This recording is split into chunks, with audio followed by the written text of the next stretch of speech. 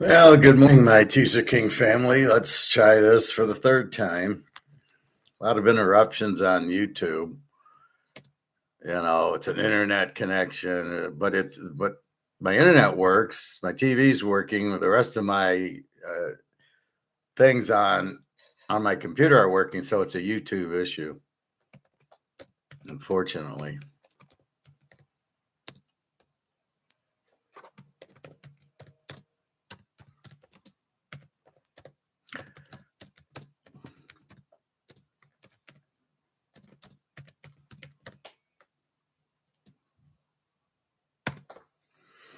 So as I started, I'll restart, which frustrates, but keeps me calm.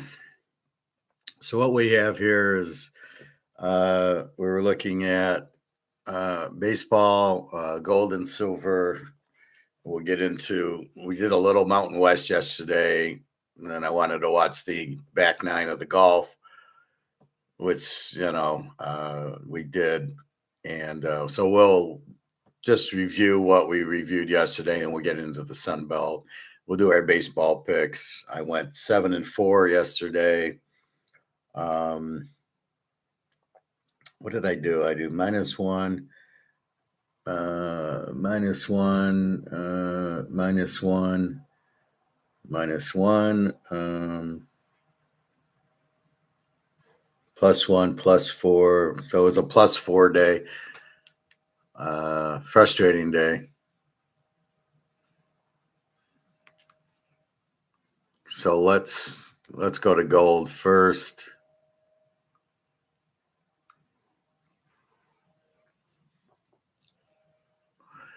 And let's see where it's at now at almost 11.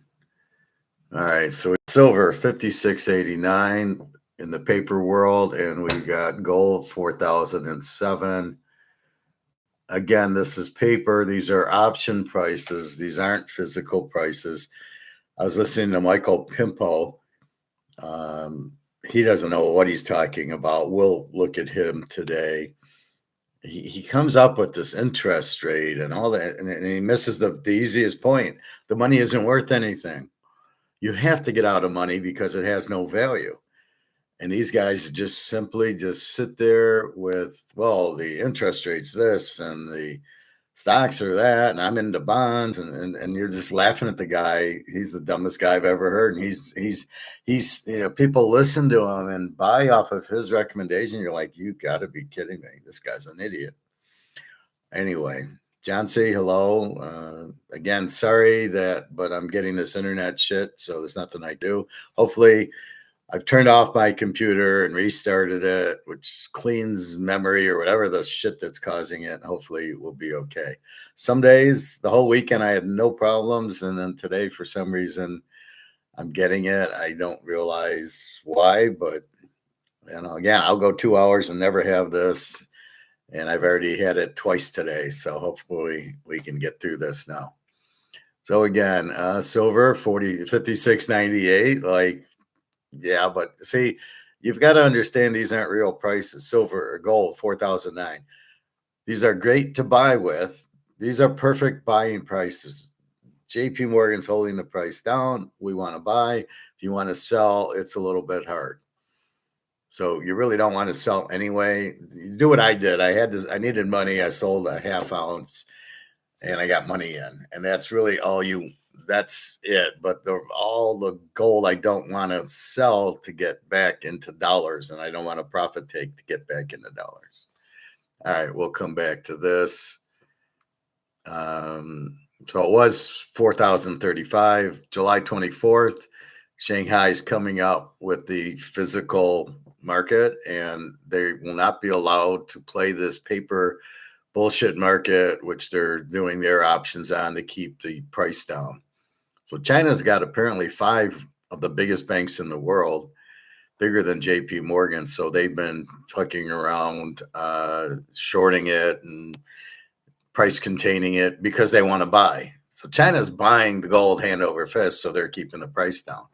But they don't want it. China doesn't want a low price because they bought 80,000 tons, and they really now want the price to go up. and Russia needs it with the war, and Iran wants it with the war, and that and Bart Simpson came out last week, that secretary from the U.S., and he just lied. Oh, I've been to Fort Knox, and yes, all the gold is there, and we do have 8,000 tons. We have the most gold in the world. And you're like, China's got 80,000, India's got 30,000, Russia's got 30,000. What the fuck are you talking about? All the central banks are buying hand over fist, and you're fucking around doing these derivatives and options. So I don't know what you're talking about. Yes, my glasses are a little bit off kilter, which is really frustrating me. My thing went, so they did this, which was nice, but they didn't line it up. And it's really, if you're going to do it, line it up. I think that's better. Yeah. Line it up. And then she didn't clean my glasses, so I was pissed off. All right, let's go to baseball. Again, White Sox 3, Toronto 0, a winner. The Dodgers 8, the Yankees 2. I just spent 10 minutes ripping. Schittler pitched 4 1/3 innings. Well, we're betting on the under on Schittler pitching 7, 8 innings and giving up 1 run. And the same thing. And the Fujimoto, the Dodger pitcher, pitched a complete game. Amazing. But yet not the Yankees. So the Yankees got 2 runs, which is what I expected, but I didn't expect the Dodgers to get 8. And 5 came in the 8th inning with the guy with the 5 ERA and a 3-1 game. And you're wondering, why is this guy pitching the 8th inning in a 3-1 game? Well, he's a lefty against lefties. Yeah, that he really got him out. He gave up 5 hits and 2 walks. So again, the managers are clueless. You can't just think because it's a lefty against righty. Is the lefty's got a 5 ERA? If it was a lefty, what are you doing? So that worked real well. Yeah, they can't hit lefties. I mean, these guys live in a fantasy world. So the managers who do this need to be fired. You got to go with your gut. You got to go with your best pitcher. That's why Cam Schittler has to pitch 7 innings at least yesterday. This is the Dodgers. You pitch 7, and then his 2 bullpen guys brought in the 8th and 9th, and it's a 3-2 game. Maybe you win in the 9th. Anyway, just terrible managing, and you see it all over the place. The Mets win 6-1 over Philadelphia. Atlanta 8, Texas 5. Boston, that was your free play, 6-1. Pittsburgh, your other free play. Scanes is now hot, 7-1. So we've got Scanes winning, Boston winning, and we lose the Yankee under because some idiot with the 5 ERA comes in, gives up 5 runs in the 8th. He pitched to 5 batters, had 2 walks, 5 hits, 5 runs in the 8th inning. What can you do? You're betting Schittler. You're not betting some minor leaguer comes in the 5th inning. And this guy obviously stinks, which is my whole point. Half these pitchers are minor league pitchers. You can't bring them in to pitch to the Dodgers in the 8th inning in a 3-1 game. Are you kidding me? So we go 2-1 on the free picks. So I felt good about that. Baltimore 5, Houston 2. We had I didn't play that game. San Diego 19, KC 2. See, this was bullpen day, so you just don't know what you're getting. Milwaukee 3, Miami 1. The Cubs 10, Minnesota 1. I did play the Cubs. Cincinnati 9, Colorado 6. I have the Cubbies here. No, I didn't play this one. Washington 5, Oakland 2. I do have Washington. They had a real good pitcher going, I remember. California 3, Detroit 2. I played this game under. I was going to play Casey Mize, but I remembered it's the Tigers who have no hitting. And how California beat them, I don't know. Casey Mize. Let's take a look at this game. Because the Tigers, they won with the first guy, and then they win with School, actually. Played more than 5 innings. And it's just the case Detroit didn't hit. Detroit got 4 hits in the game.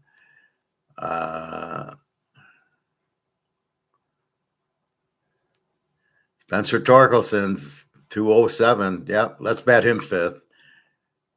So Ricky Green gets a hit, and McGonigal gets a hit, and then that's it. So they got 4 hits. And then Haekwon Lee and Outman. I never heard of these guys. Got two hit the 162 hitter. You got Outman playing center field hitting 162. Really? Jake Rogers, your catcher, hitting 172. McKinstry hitting 196. This team loaded. And then Mechanical's hitting 280, and they think he's the greatest thing since sliced bread. But what you had is Casey Mize go 3 innings, 5 hits, 1 run, 1 earned run. 2.79 ERA. He pitched 74 pitches in 3 innings. This is the problem with the game, right? The bad teams are using the pitch count to equalize when there's a good pitcher. Then it was a bunch of crap. 4-2-4, 3-4-5, 3-1-2, 4-3-6 minor leaguers. And in California, Rob Johnson, 5 innings, 2 hits, 1 run, 91 pitches, and we're wondering why they pulled him. He did have 3 walks. The Tigers are great at getting walks. They can't hit, but they can all get walks. And then 4 relievers come in, 276, 295, 395, 391, which isn't bad. So anyway, California, 279 hitter, a 256, and for some reason the catcher's hitting 273. You bat him 9th. Oh, and by the way, he only got up 3 times. Or actually, he got out 3 times with the walk. Anyway, so we had the game under. Arizona 8, St. Louis 7. I did play Arizona and got a winner. Seattle 6, the Niners 3. I played the Niners under. Robbie Ray was going. But again, you're getting robbed by the manager and pulling after 3 or 4 innings. What are you supposed to do with it? The guy goes 4 innings and the manager is pulling them. It's just insanity. And then the last game, the Yankees do come back. And of course, this game's an under 2-1. Now let's look at this game, 2-1, which is what Schittler and the other guys should have pitched. The Dodgers, 1, 2, 3, 4, 5, 6, 7 pitchers. What the fuck? The first guy pitches an inning, then 2 innings, 2/3 an inning, 1/10 of an inning. See, he gives up 3 hits, but no runs, and they take him out. Then 2 innings, a 2-3, a 2-1-4, and then this Phillips guy with a 6.75 loses the game. And you see all these guys with the 2 ERAs, and why do you bring in this guy with the 6.75 to pitch the 9th inning? What are you doing? 1, 3, 4, 6, 7. Oh, he actually pitches the 8th inning. And the Yankees, Yarborough, 3.86, no runs, no. He gives up 1 run by the 2.40 ERA. Where's the 5 ERA guy? Why aren't these guys pitching game 1? 208, 146, 240, and 259. So what the fuck's going on? Why didn't you put any of these guys in the 8th? And it's just too frustrating. Anyway, that was baseball yesterday. Let's look at baseball today. Usually on Mondays, it's a shorter day, travel day, and things like that. Minnesota goes to Cleveland. Minnesota 117, 7.5. Joe Ryan, who's their ace, 286. Tanner Bibby, 390. So when you look at this, what are we assuming? And that's why we go into their past to see, do they pitch 6, 7 innings or not? If they pitch 5 innings, we know we're getting a bullpen. If we're pitching 7 innings, then we pretty much know we can count on them. So Ryan, 286, Bibby, 330. Immediately I look at the over because it's 7.5 with these guys, but we'll see. Joe Ryan is their ace. And nothing there, some under, some overs. Now here's a case in his last 6 games. It goes 6 innings, 5 innings, 6, 4, 7, 6. So you'd think you can count on him for 6 innings. gives up 3 runs, shutout, 4 runs, 6 runs, shutout, 2 runs. So he had a couple of games, 4 and 6. The Dodgers and Houston, 2 losses. And then he shuts out the Yankees. Go figure that out. Man, he shuts out Texas. So what do we have here? We don't know. He does go 106, 102, 99. So he's going to go 90 pitches against Cleveland. And we got Tanner Bibby, the Tanner. And he's 2-2 his last 4, some under, some overs. Normally goes 6-7 innings. He did have a 4 inning, gave up 6 runs. Okay, well, that I can understand. If you're giving up 5-6 runs, but what we had with Steve Schittler yesterday, it wasn't. He had given up, I think it was 3 runs or 2 or 3 runs in the 6 innings. So let's see, 6, 2 runs, 4 runs, shutout, 3 runs, 6 runs, 1 run. The 6 runs was against the White Sox. The 4 runs was against Houston. So Bibby's going to give up some runs. Ryan's going to give up some runs. Total of 7.5.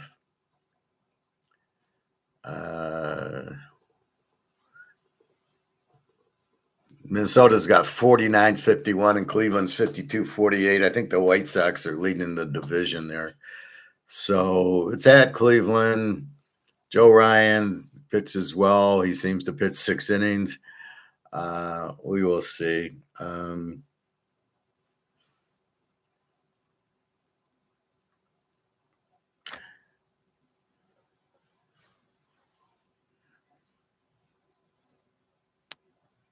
No. Okay. No, and really no play there.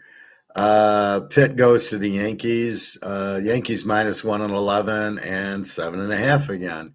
Ashcraft for Pittsburgh 3-5-0 against Carl Weathers. I thought Carl Weathers pitched Saturday or Sunday.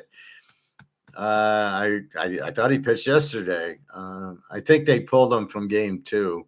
No, we saw TBD. I don't know what game he was supposed to pitch because we knew Schittler was going in game 1. I think he was going Saturday. He didn't go. Well, it was rained out, so maybe that's what happened. Ashcraft 3-5-0. So the Yankees are 111 again. 7.5 seems very low for Pittsburgh. And our friend Ashcraft has won 2, 4, 5 in a row. Pretty much most of them are overs, and they can hit. And his last 6, he goes 5 and 6 innings, 2 runs, 2 runs, 1 run, 5 runs, 1 run, 5 runs. So he won both games. He beat the Phillies 11-7 and gave up 5 runs. And then he gave up 5 runs to Milwaukee, and they still won 7-6. So it looked like Ashcraft for the win, and he goes over a lot. Carl Weathers. Let's see, Carl. He's 2 and 6 his last 8, few unders, few overs.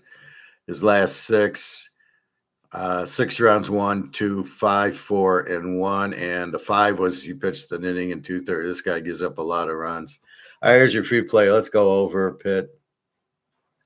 Or do we want to play Pitt? This could be a double. We might play Pitt and the over. He's won his last 5. He's given up 2-2-1, 5-1-5. Yankees aren't hitting. Let's just go Pitt. 3 unit. That'll be your free play. Ashcraft's on fire, and Yankees really don't hit. Weather's not very good. And the manager will pull him if once he gets to 75 pitches. Tampa Bay. I think what frustrates me about the Yankees in the second game, they pitched all these, it was bullpen day, and they pitched all these guys with 2 ERAs. And you're like, well, why didn't you pitch them in the first game? So we kind of got fucked by the double header, because if it was one game, I would have imagined he'd gone with the two ERA guys in the 8th and 9th. He had 5 of them versus the first game. I think he thought, well, Schittler will go, and so we're gonna go with Schittler. He'll pitch the whole game. Well, then play him the whole game. So anyway, Tampa Bay, Toronto. Oh, a very good matchup here. Here's another Toronto 157, 7.5. Nick Martinez 266 against Dylan Cease 257. I like betting on Cease. This looks like an under though with Martinez. Martinez has won his last 4, 5 out of his last 6s. Most of them are unders. He tends to go 5 innings, although he did pitch a 7-inning. 3, 3, 3, 1, 1, 2 are the runs. So he does give up some runs. Dylan Cease with the 2.57. He's 5-1 his last 6. Most of his are under 6. 1 run shutout, 2, 4 shutout, 8 innings shutout. Just a 1-hitter against the 49ers last time. Philly, he gave up 6 innings, 1 run. So Pitt, he did well at 4 innings, gave up 2 runs, but he only pitched 4 2/3. They lost to Pitt 4-1. So very good, Martinez. I just want to check how many runs he's giving up. 3, 3, 3, 1, 1, 2. All right.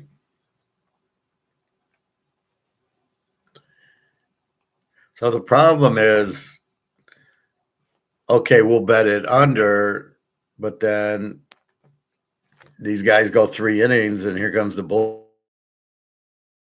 What we think with Martinez 266 and Cease 257 to be a low-scoring game, it is if they go 7 innings and they hold them to 1 run.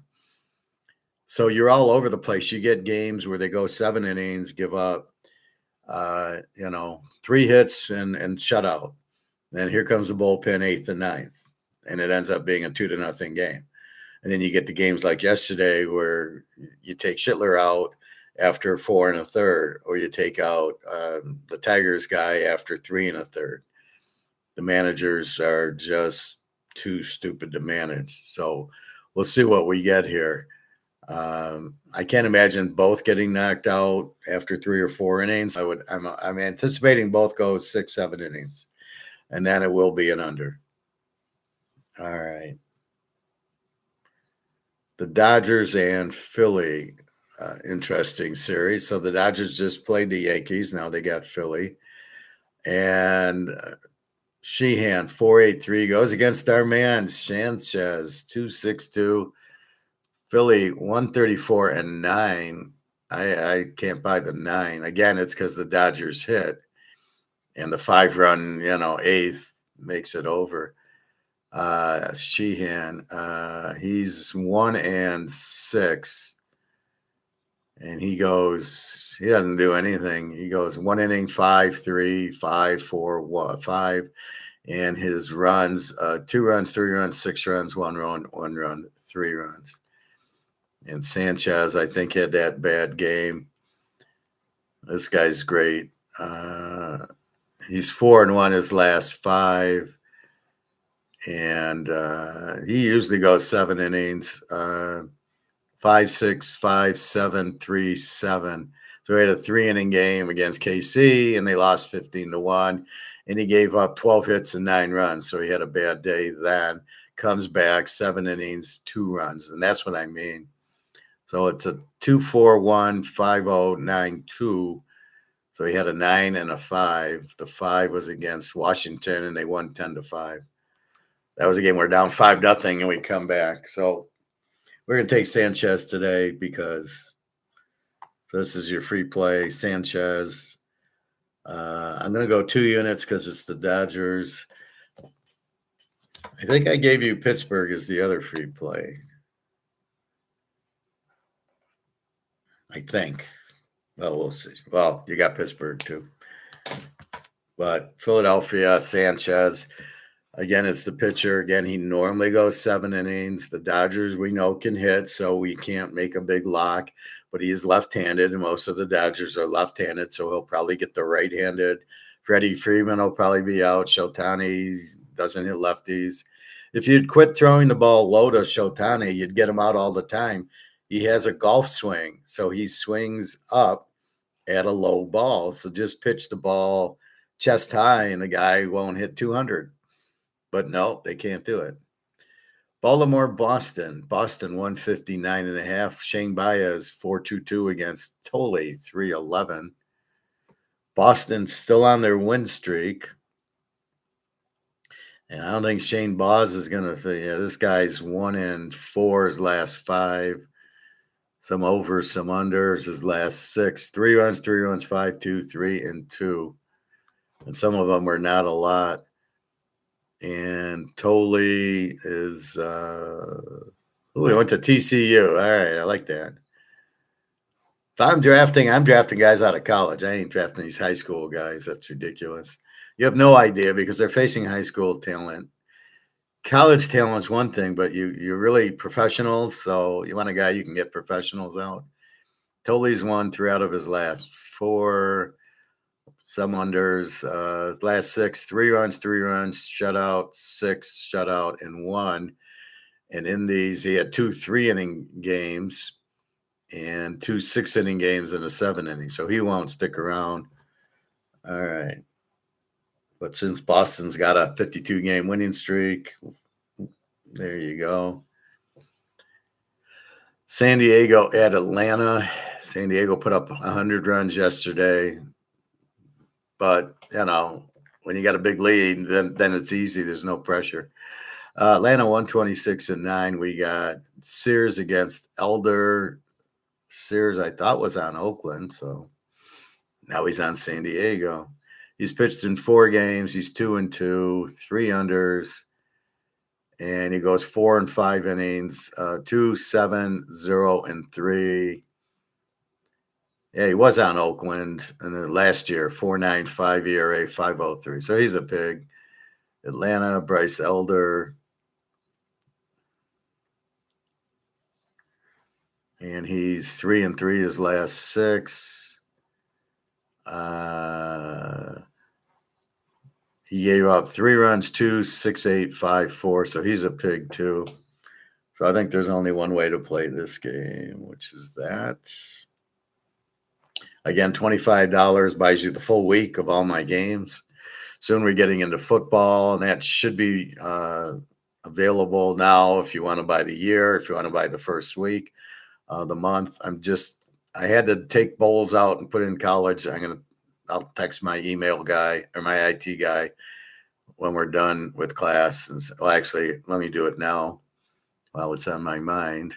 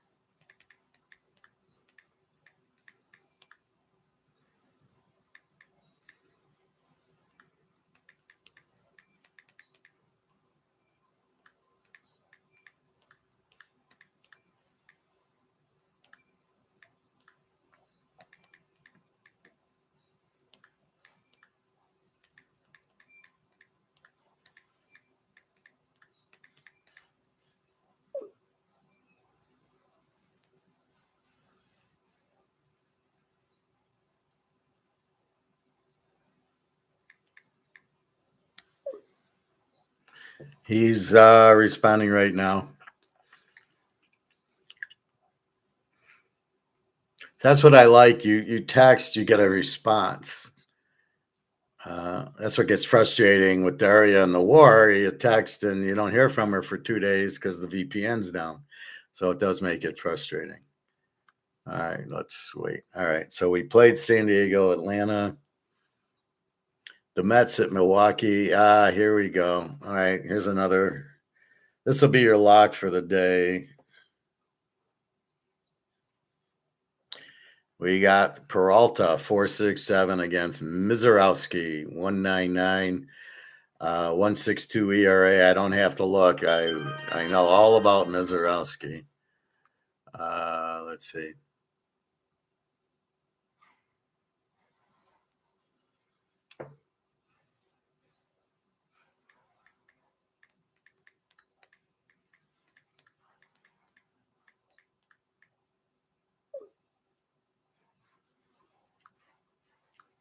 This is my IT guy who we talk very rarely. It's just to update like for bowl season and then to change my history. So he takes out right now it's got 24 and 25 in there. He'll take out 24 and then set up for 26. So he will do that. So he does very little, but he created it. But I don't know. I don't. Otherwise, I don't use them. I don't need them. I put in my passwords. I put in my picks, and off it's all automated. The 49ers at Kansas City. We've got Kansas City minus 113 and 11. Let me just highlight that I gave you Milwaukee as the lock. So we've got Mizorowski today. We got Sanchez today. We had Scanes yesterday that won, but we're going to play we're playing the Pirates anyway. So those are your three free picks. And again, but I play more and you can get them all like $25. It's a steal with the way I analyze and pick. Again, yesterday 7-4 and plus 4 units because I lost 3 units on the Yankee game.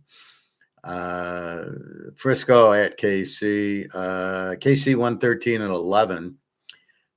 Tim McDonald 505 against Waka 378.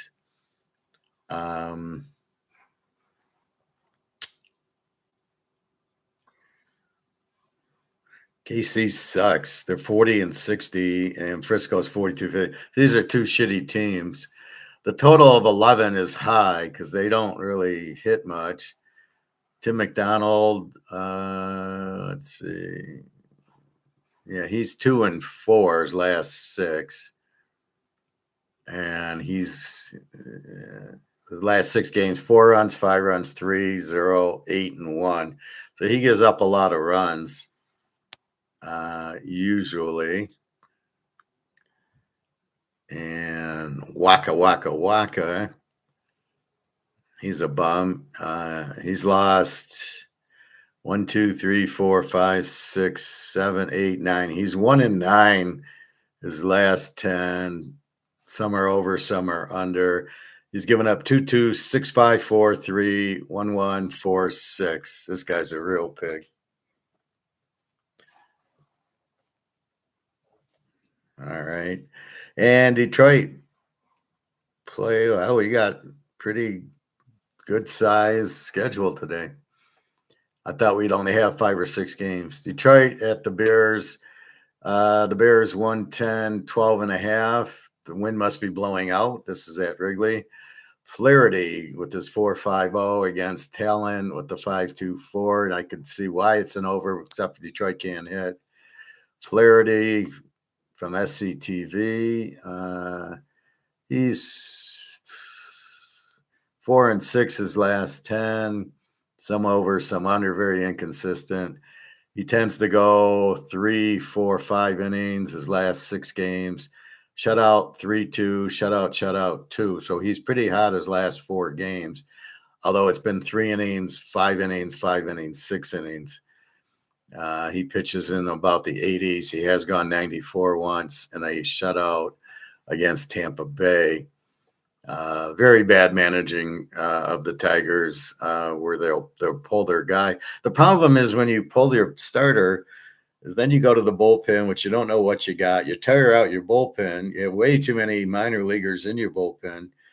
This guy's a minor leaguer, but when he's pitching good, like here, the last 3 games, 6 innings, 2 runs, 5 inning shutout, 5 inning shutout. It was 94, 88, 88 pitches. Why is he only pitching 5 innings? Why are you looking at an 88 pitch count? Do we actually think if he pitches 125, he's going to ruin his arm? Why is 100 the magic number? And this is why the Tiger manager sucks. He has no idea what he's doing. All right, Talion, 524, older guy, 34. He's 1-5 his last 6, including games at Wrigley. His last 6, 5 innings, 1 run, 5 innings, 8 runs, 4 innings, 4 runs, 4 innings, 4 runs, 6 innings, 2 runs, 1 inning, 1 run. I don't know why he pitched. He pitched 35 pitches in 1 inning. So this guy doesn't go far, but he's pretty bad. 8.44, and then the last 2 was a 2 and a 1. 12.5. I can't touch with the Tigers. I think the Bears beat them pretty good here, but I can't. I'm laying away from Detroit. They're too crazy. White Sox at Texas. Texas 163-8. Fetty against DeGrom. Which DeGrom are we going to get? Fetty, I think he sucks. 4.5 ERA. He has won. Wow, he's won 7 of his last 9. He's been on fire. His last 6. Shutout 2-2-3-3-0. However, it's 2 innings, 4 innings, 4 innings, 5, 5, and 4. So 3 runs in 5 innings is like a 6 ERA. It's not good. The one game, 4 innings, where 2-hit shutout was against Oakland. They won 1-0. But all it shows me is they have a pretty good bullpen, and that's the White Sox, maybe against DeGrom. Jacob, God, the guy's 38 already. He went to Stenson. Is that a high school or a college? He's won 3 out of his last 4, so he's playing well. His last 6, he's all 6 innings, won 7 innings. Shutout, 2 runs, 6 runs, 2, and 2. So 2 and 7 innings. See, if I know he's going 7 innings, I can pretty much, it'll be an under.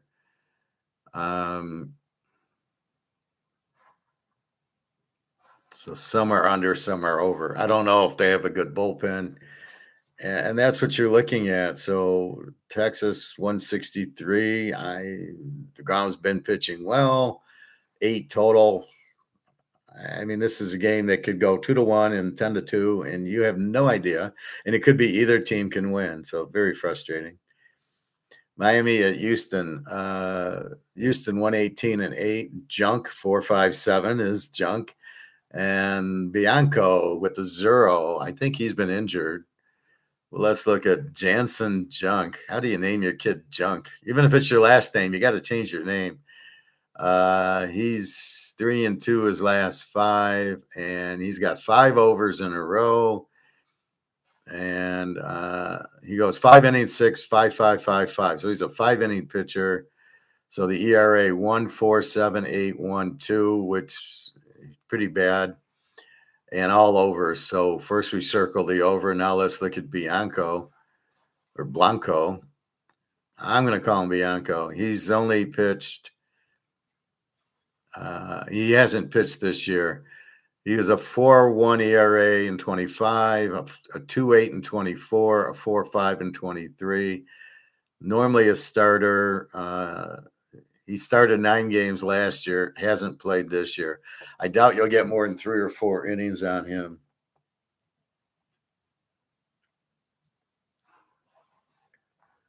So this is a good bet, betting on Junk. Not to win, but to go over.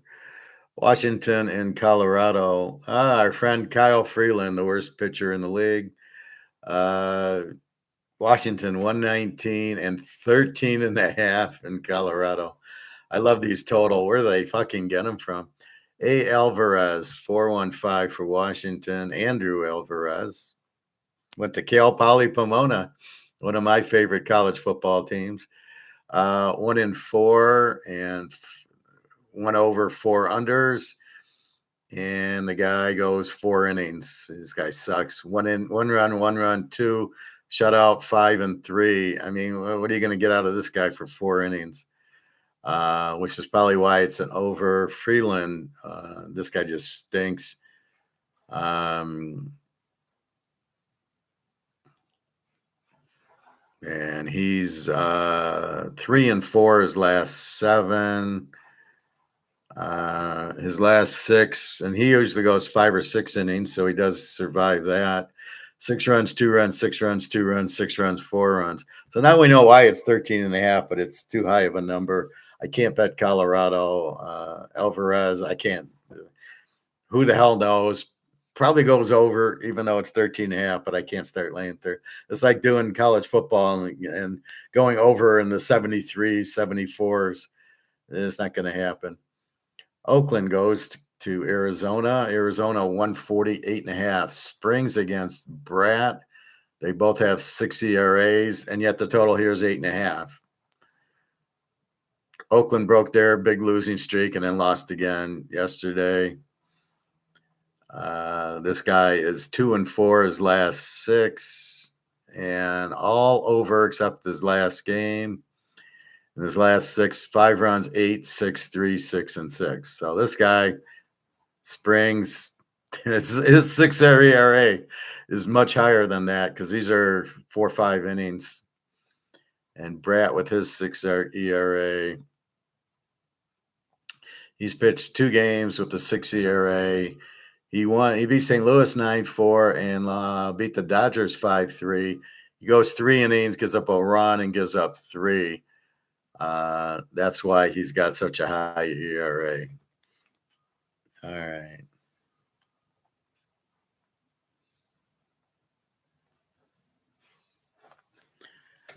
I mean, I don't get it. You have 2 pitchers with 6 ERAs, and the total's 8.5. We go back 1 game, Washington, Colorado. We got a 4 and a 7 ERA, and the over is 13.5. Now I know it's Colorado and the ball goes, but Jesus Christ. You can still hit home runs in Arizona. Cincinnati, Seattle, we got A. Abbott against General George Kirby for Seattle. Seattle 137 and 6.5. Let's call it 7 because I don't ever see 6.5. Abbott, he's 2 and 5 his last 7. And he's given up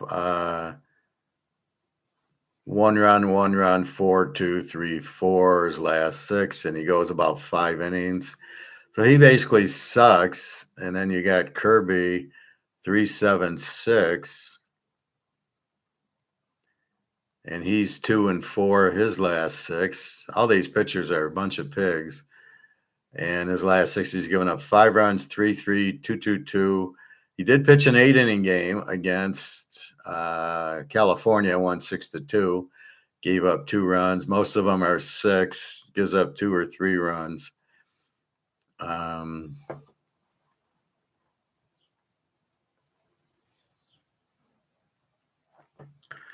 If this is a real 6.5, this is an easy over. Abbott will give up 6 runs on his own. Kirby still gives up 2 or 3 in the 6 innings. So you can definitely go over in this game. The Cards, in this last game, play at California. We saw California. They did beat the Tigers yesterday, so who the hell knows? California 108 and 8 is the total. Lehigh against Soriano, which both are very inconsistent. Lehigh, whatever you want to lead it. He's won 3 his last 3. He's 3 and 3 his last 6. All are under. And he goes 5 innings, 6 innings once in a while. 4 runs, 3 runs, shutout, 1 run, shutout. However, 5 innings shutout, a 3-inning shutout, a 5-inning one, and a 6. So he's been very good his last 4, but he hasn't even won them all. He goes 6 innings, pitches 3-hit shutout, 85 pitches, and they lose the game 4-3. Great managing there. So again, we're haunted by the bad management of St. Louis. Soriano,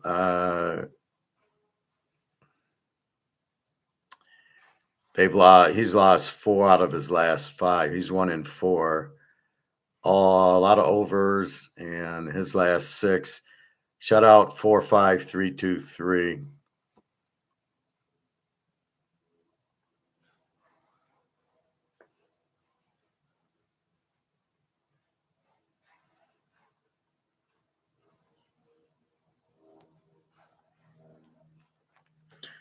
And that be your baseball. So I played 2, 4, 6, 8, 10, 12 games. Free play Pitt. And Pitt's got Ashcraft against Carl Weathers, and the Yankees are favored. I played Philadelphia with Sanchez. That's your free play. And Milwaukee with Mizorowski finally pitching. They gave him a whole time off there, almost 10 days. And he could be a little wild today, but he's the best. So that's a 4-unit lock, Milwaukee. So Milwaukee, Philly, Pitt. Pretty standard. This isn't even a Pitt over. It's just Pitt. I think because Ashcraft is so hot. He's won 5 in a row, and it's a 2-2-1, 5-1-5, so he could give up some runs. And Apollo Weathers is he's 2-6 his last 8. And some nasty. So Pitt's going to hit him. So I would go over, but Ashcraft's been hot, and the Yankees don't hit. And so we're going to go Pitt. So Pitt, Philly, and the Milwaukee are your 3 plays today. All right. So that's baseball. Your one streak, I believe, is Boston has won 12 in a row.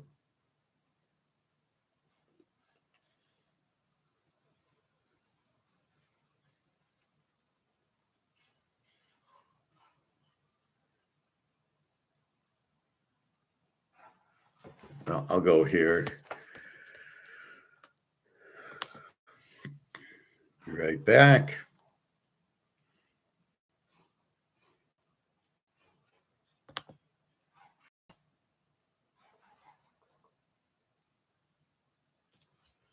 And we look at streaks. Why do we go there?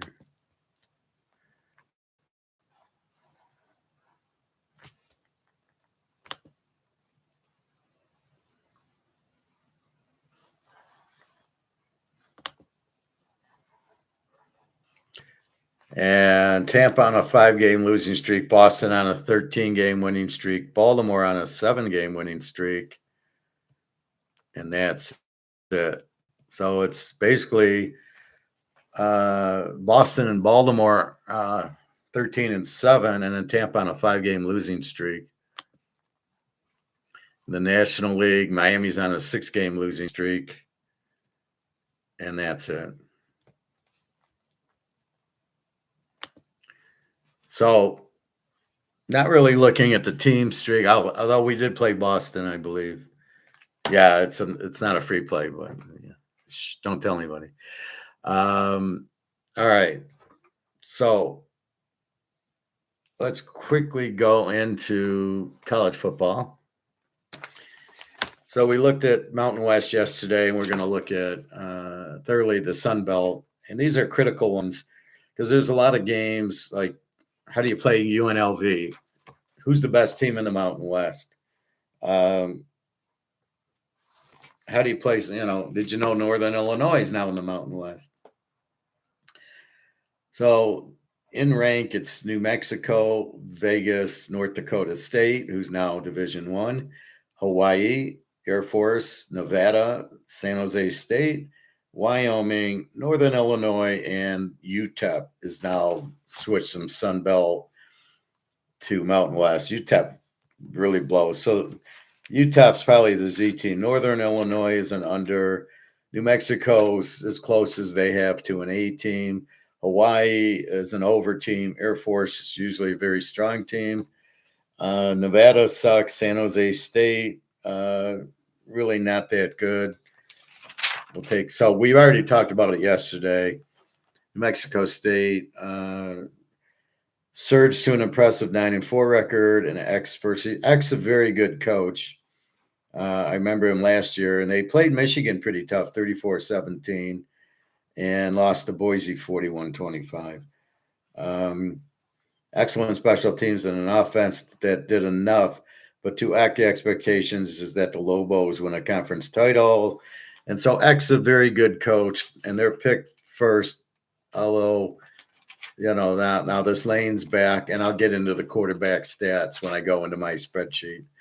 Vegas is next. Jackson Arnold from Oklahoma is their quarterback, and Dan Mullen, the old Mississippi State coach, was there last year. They played really well, but didn't win the big games.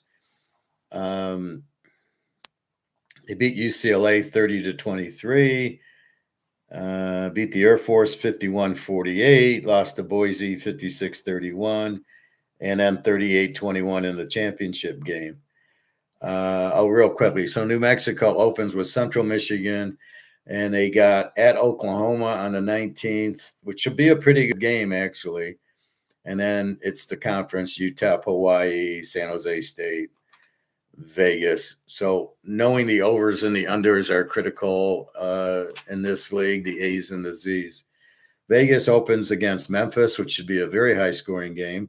At Hawaii should be a very high-scoring game. North Texas, who's now a running team, so they've changed. And then they do play Cal, and then Air Force and the rest of the conference. North Dakota State, we have no idea. They are Division II. They were undefeated against basically nobody, and then lost to Illinois State 29-28 in the playoff. They scored 41 a game, give up 13. So right now, we assume they're an A-style team with a really good offense, but we really have no idea. They have a really weak schedule. They play Jacksonville State, Fordham, and then at the Air Force, Sacramento State, who's Division II, who moved up to Division I. Wyoming, Vegas will give them trouble. New Mexico will give them trouble. At Hawaii will give them trouble. And we will see. So very easy schedule for the first time. They do have a new it looks like a new starter at quarterback, but he is a senior. North Dakota State 110, national championships 14th season, but this isn't Division II. They're not playing Alabama, Oklahoma, Michigan, whatever. There's enough returning production and talent here to ease what's usually a rough transition and make North Dakota State immediately competitive. Well, I don't know if they'll be competitive, but they'll probably be pretty decent. The way they run their team, 41-13, shows they have a pretty good defense, pretty good offense. So that in this league, with these teams they're playing, they'll probably struggle at Air Force, Vegas, New Mexico, and Hawaii. Those are four they might lose. Hawaii, great quarterback, Micah Alejandro. He's now a sophomore. Very good quarterback. I'll get to his stats as soon as I go into my spreadsheet. Despite playing home games in a temporary venue, Timmy Chang has managed to build through the portal and find success with the run and shoot offense. And defensive coordinator Dennis Thurman, who played on the Cowboys, attacking schemes. Now Hawaii faces the challenge of the new look Mountain West. Now they've been the last couple of years. Let's look at last year. They beat Stanford, who cares, 23-20, and they lose at Arizona 40-6, lose to Fresno State, beat the Air Force, beat Utah State, lose to San Jose State, beat San Diego State, which is shocking because they have the great defense, and then they get killed by Vegas. And so when we look at it, what do we take away? 44 on Air Force, 44 on Utah State, 38 San Jose State, 38 San Diego State, 37 is Sam Houston. Well, they suck. Stanford 23. So the only game they really got dominated was this 40-6 game at Arizona, and they lost to Vegas 38-10. So they do score a lot of points against the weaker team. So we start off at Stanford, and they got Vegas. That should be an over. New Mexico State, they shouldn't have a problem with.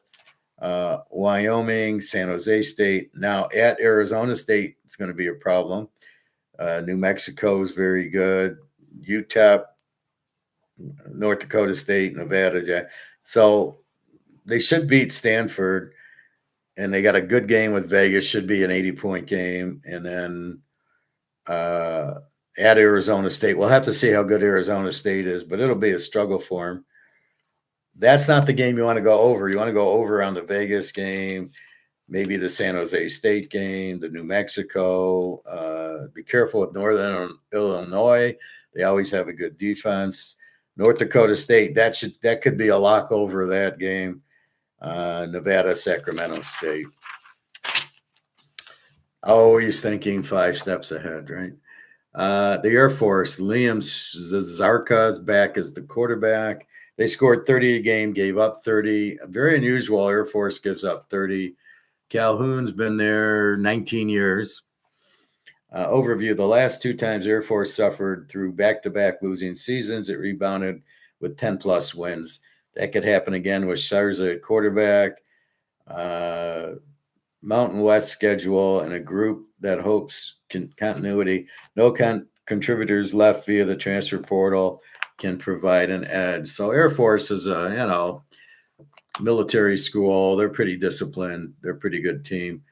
Last year, they lost to Boise 49-37, Hawaii 44-35, the Navy 34-31, Vegas 51-48, the Army 2017, Connecticut 26-16, New Mexico 20-3. So be careful with New Mexico against these Army, Navy, Air Force. They know how to play them. So we'll see. A lot of what I notice here is the bad defense. You give up 51 to Vegas, 34 to Navy, 44 to Hawaii, 49 to Boise. That's not a normal Air Force team. So we got to check their defense. But otherwise, you're not stopping them. They score a ton. So this looks like an over team unless we see their defense picking up. So they start with Duquesne, a Division II, then North Dakota State in conference, and Nevada they should kill. Then they got Navy, they got Vegas, UConn, at the Army, and at New Mexico. So they do have some, but nothing really too tough. Nevada, a very weak team, scored 17, gave up 27, so we like betting against them. Carter Jones is a sophomore. He stinks. Jeff showed at Nevada, 6-19 in 2 years. They got a bad coach. Quarterback sucks. Penn State beat them 46-11 last year. Western Kentucky 31-16. Boise 24-3. Utah State killed them. So, and Vegas killed them. So they start this year, Western Kentucky, Joe Montana State at Middle Tennessee, and then the Air Force, UTEP, North Dakota State, in the middle at UCLA. Look for UCLA to win by 40. New Mexico will kill them. Hawaii will kill them in Vegas. So their last 4 or 5, they're going to get killed. Western Kentucky's not all that. Middle Tennessee stinks. The Air Force might get them, and that's it. San Jose State, Luke Weaver, a senior quarterback who's never played. The Navy coach, Niamala Tolo, 10-15 in 2 years. He's not as strong as he was at Navy, unfortunately. 21 a game, give up 32. They have no defense. And their first game's against USC. That could be our first lock, is taking USC there. I'll go through the lines in a minute. They lost to Texas 38-7, Stanford 30-29. Hawaii, they did beat 45-38. They lost to the Air Force. They lost to Nevada, who sucked, 55-10. San Diego State 25-3, and Fresno State 41-14. So this team's really bad. Just about every game they gave up close to 30 points a game. And they open at USC. USC 70, San Jose State 10. Eastern Michigan, Cal Poly Pomona, Fresno State, at Hawaii, New Mexico, at the Air Force, and Vegas. So San Jose State's in big trouble. Their defense sucks. We'll see what the offense looks like. But first game, I got to see what the total is, which I actually have here. I did put the lines. I went through, put all the games in the lines. So let's see. USC, 35 of the 58 total. Looks like over the first week because I think USC might get to 58. 35 is a big number, but Maya V is back for USC. Look for them to blow out San Jose State. See, that's what I like betting week one is I know I got my coach and I got my quarterback back who I am comfortable with, Maya Villa. So that leaves me with really good to go there. I know what I got. Where I don't know what I got in San Jose with Luke Weaver, and I don't know what I got with Wyoming. When you get these new coach quarterbacks or the new coach, you don't really know what to do. It's like baseball. I got a guy who just came back, or he's pitched in 3 games. You don't know what to do with them, and that's what you have in college with the quarterbacks who haven't quartered before. All right, Wyoming. They score 14, give up 20. So they've always been a perennial defensive team. Even with Josh Allen there, I was shocked they drafted Josh Allen so high up because he didn't do anything at Wyoming. They scored 20 points a game. He'd get sacked 5 times a game. I didn't see taking him. But anyway, Taylor Hughes is a senior. Yeah, Jay Sorwell at Wyoming, 7-17 in 2 years. Despite another disappointing season, Wyoming retained the majority of its roster. Where were they going to go? Nobody wanted them. The Cowboys are looking to get back to a bowl game. Yeah, okay. You got to win 5 games to get to a bowl. Maybe it's 6 now. What do they play? 2, 4, 6, 8, 10, 12. So you got to win 6 games to go bowling. Last year they played, they lost 31-6 to Utah, 37-20 to Colorado, 31-17 to Vegas, Fresno State 24-3, and Hawaii 27-7. They open at Colorado State, then Northern Colorado, Central Michigan. We got to see what we did with Colorado State. They're probably a Pac-8 team now, Colorado State, because I'm in Mountain West. Then they got Central Michigan. Then they host Hawaii, North Dakota State, San Jose State, Northern Illinois, the Air Force, Vegas, New Mexico, UConn. So not really good. Then we get Northern Illinois, always an under team. Score 17, give up 24. Coach Bob Hurley is in his first year. So we note that and we go, who the fuck is this guy? Is he any good? Overview. There was always supposed to be a tough year for the Huskies as they adjusted to life in the Mountain West.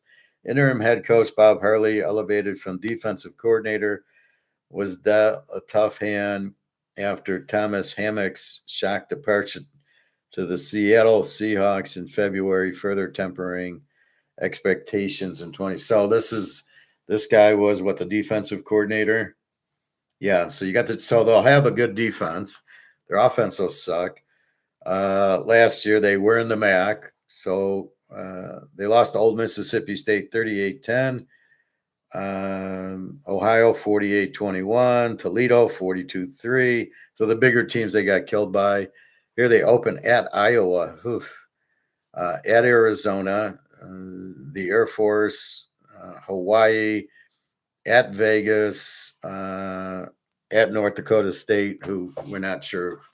They look like a good team, but who knows? So no one, this is going to struggle. Although I will pat myself on the back for calling that upset against Notre Dame. UTEP, ranked 132 out of 138 in the country. E.J. Colson, a sophomore quarterback. Scunny Waldron, 5-19 in 2 years overall at UTEP. Walden delivers high energy TV interviews and motivational tactics, but at the end of the day, it's not emotion. Chuck Noll, I don't want to see people rah-rahing on the Steelers. And they won 4 Super Bowls. They scored 23 a game, give up 30. So UTEP's you're pretty much a Z team. They lost to Texas 27-10. Utah State 28-16.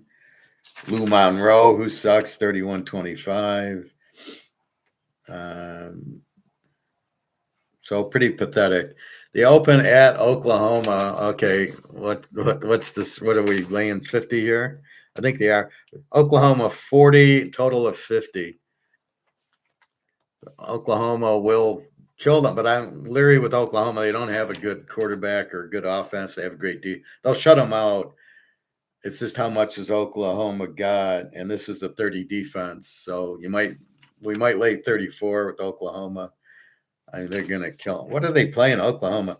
They started at Oklahoma, then they go at Michigan. So that's another real smart move.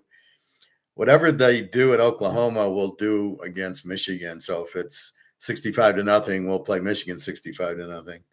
Oregon State, New Mexico, Hawaii, the Air Force. So this team's gonna suck really bad.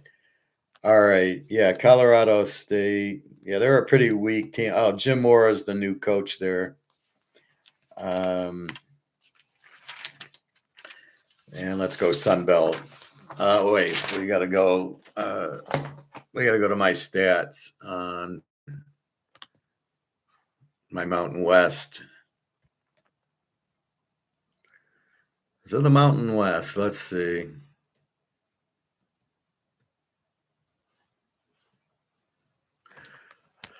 Vegas scored 35, gave up 28. Jackson Arnold, the Oklahoma quarterback, 6-2. 6-2 is 6 touchdowns, 2 picks. Dan Mullen, the old Mississippi State head coach. They ran for 203 yards last year. I don't know the passing. The Air Force, 30-30, offense and defense. Sarza, the new quarterback. They ran for 260. Well, as you would expect Air Force to run.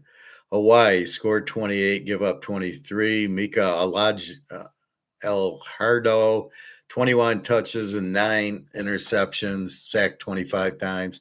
They threw for 280 a game and ran for 104, so they're mostly a passing team.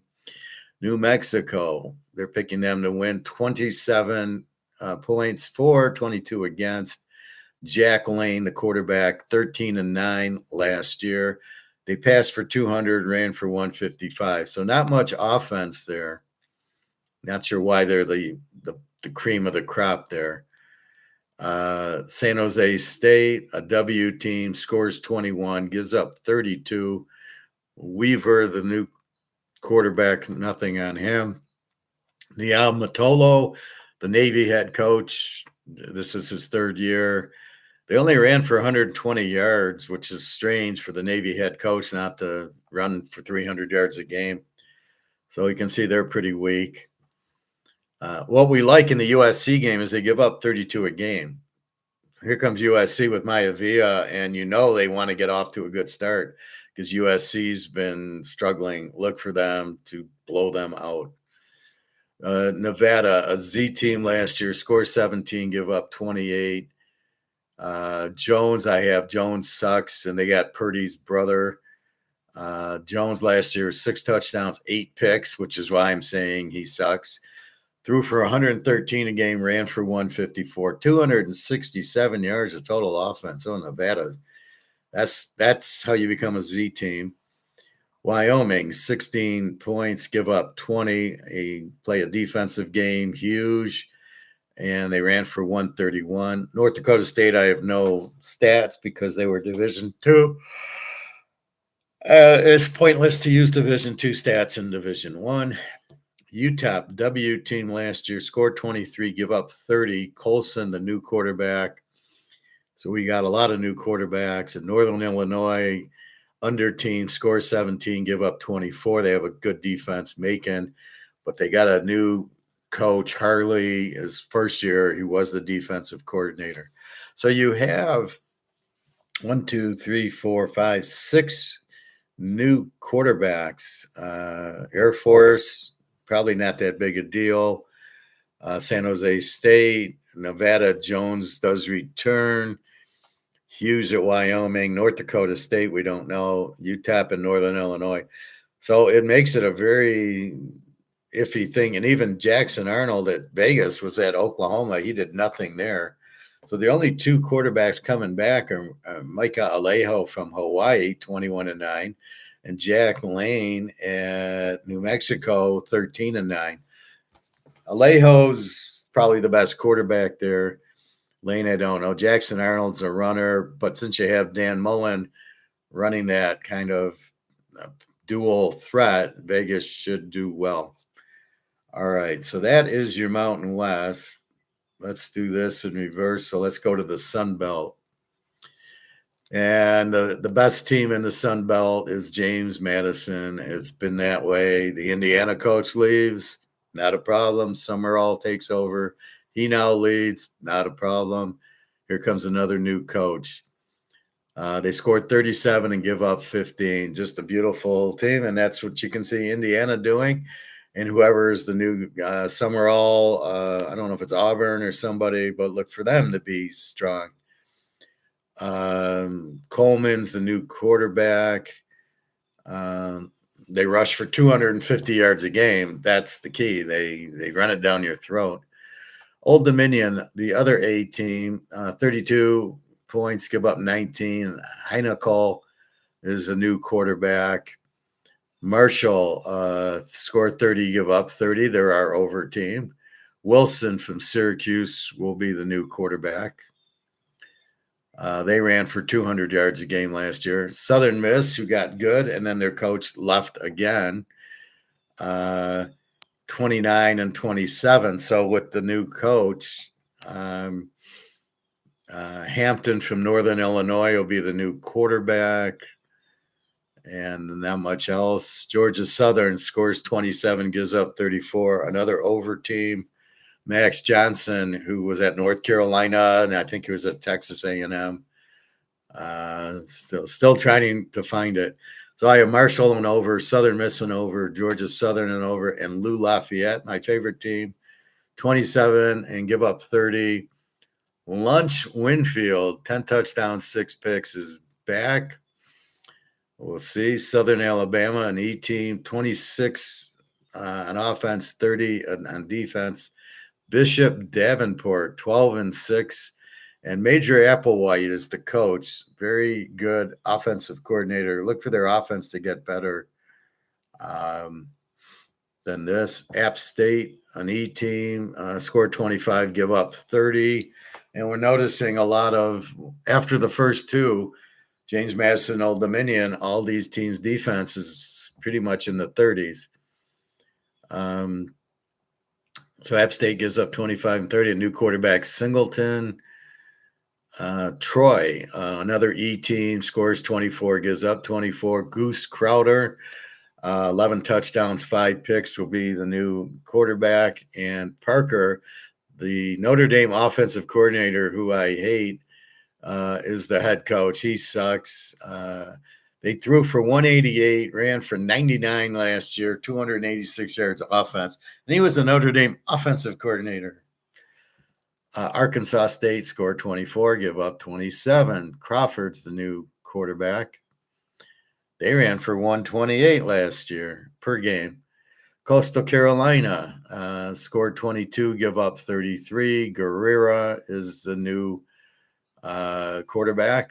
And then the 2Z teams, I got Georgia State and Lou Monroe as the Z teams. Georgia State scored 19, give up 37.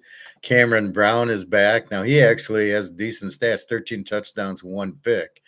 But their offense was 130 yards passing, 122 running, 252. Now you know why they're a Z team. And then Lou Monroe scores 16, give up 32. Aiden Armenta, 12 touches, 8 picks, 311 yards total offense.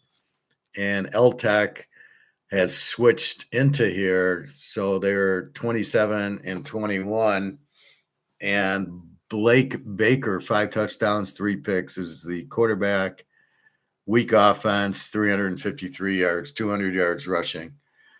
So we've got a lot of weak defenses in this. Your best offense is James Madison, Old D, Marshall, and Southern Miss, but Southern Miss's coach is gone. Let's see if we can find him.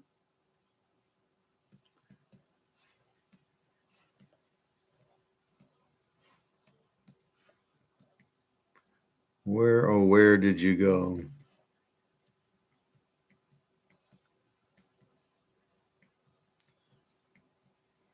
Summerall. He went to Florida. So will Florida do what Indiana did with the James Madison coach? We will see. I can't do worse than Florida's been doing. So what do we notice? We notice the defenses first, except for James Madison and Old D.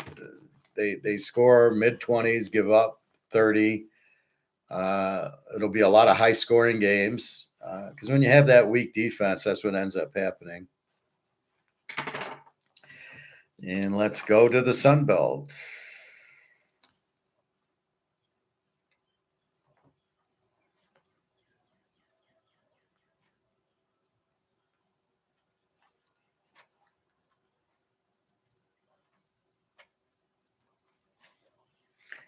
So keep your eye on Florida. They could pull an Indiana.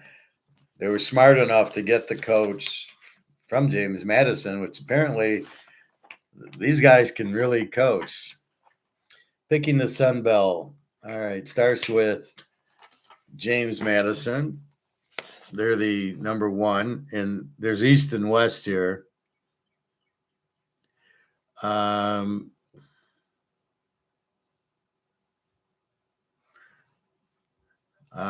No, I take that back. Bob Chesney, who Summerall was. I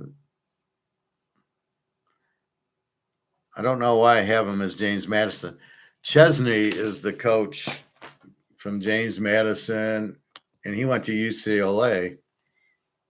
So what am I talking about here?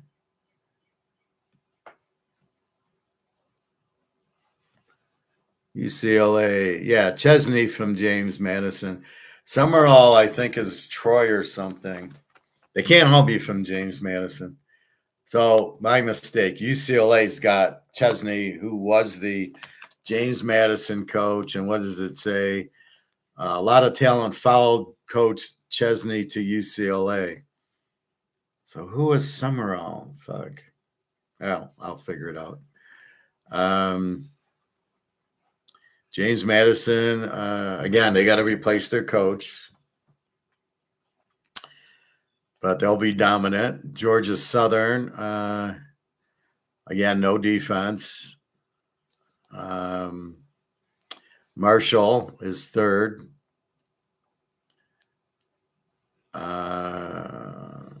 Pretty good quarterback in Del Rio Wilson. Old Dominion. National champ Indiana isn't on the schedule anymore. Why would you? Well, now you wouldn't schedule Indiana. They lose quarterback Colton Joseph to Wisconsin, maybe too much. So the new quarterback, Coastal Carolina, we really like. So they get the coach from Missouri State as the new Coastal Carolina coach.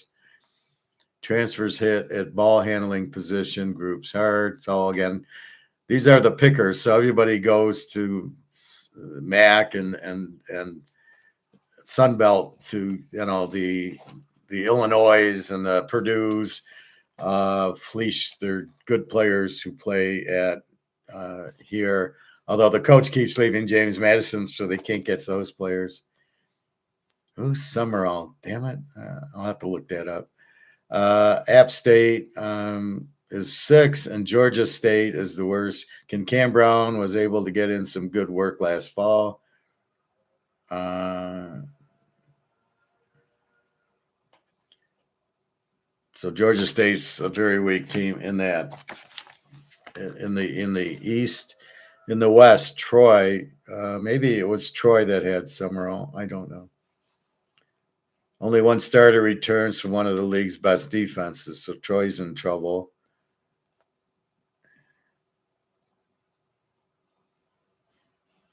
Lou Lafayette, Lunch Winfield. How can you lose with a guy named Lunch Winfield as your quarterback? Arkansas State is 3rd. L-Tech, happy to be a new face in the Sunbelt. Southern Miss, Blake Anderson, 10 years of coaching. So Southern Miss got better when the guy came there, and now he moved on. Lost some good talent on defense. South Alabama threw the ball as we would expect with Major Applewhite.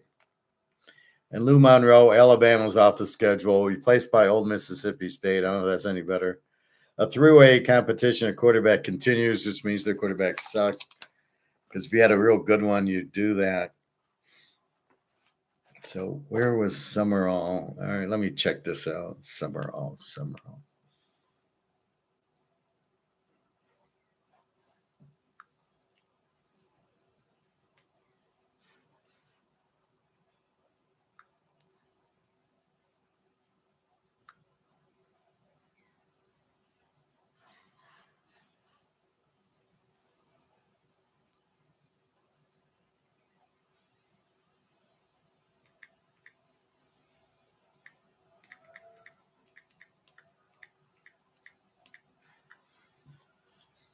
Oh, he was at Tulane.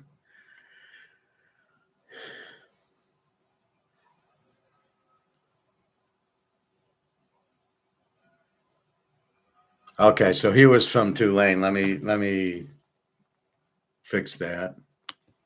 Tulane also has some good coaches.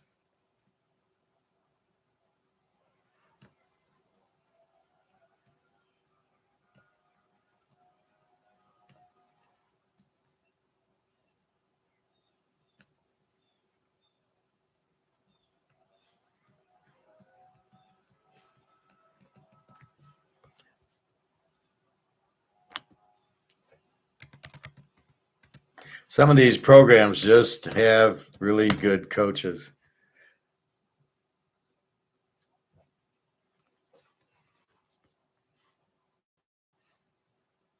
So look for Florida still to be good.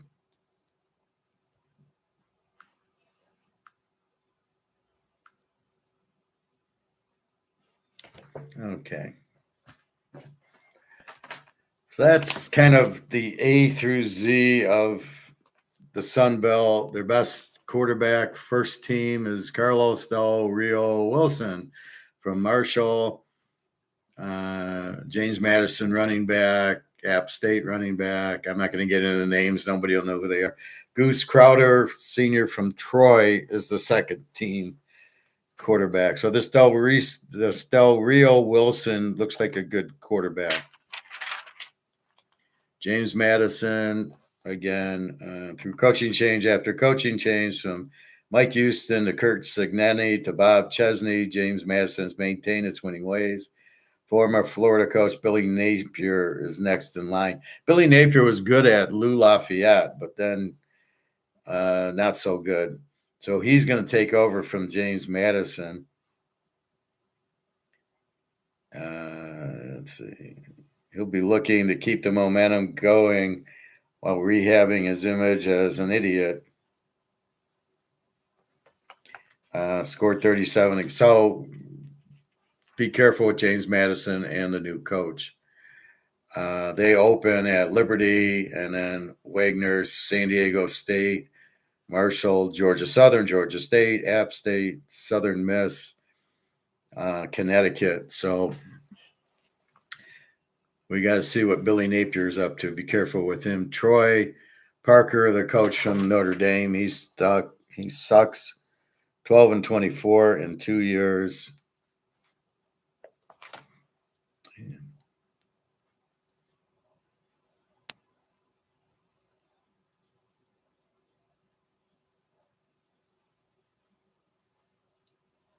Yeah.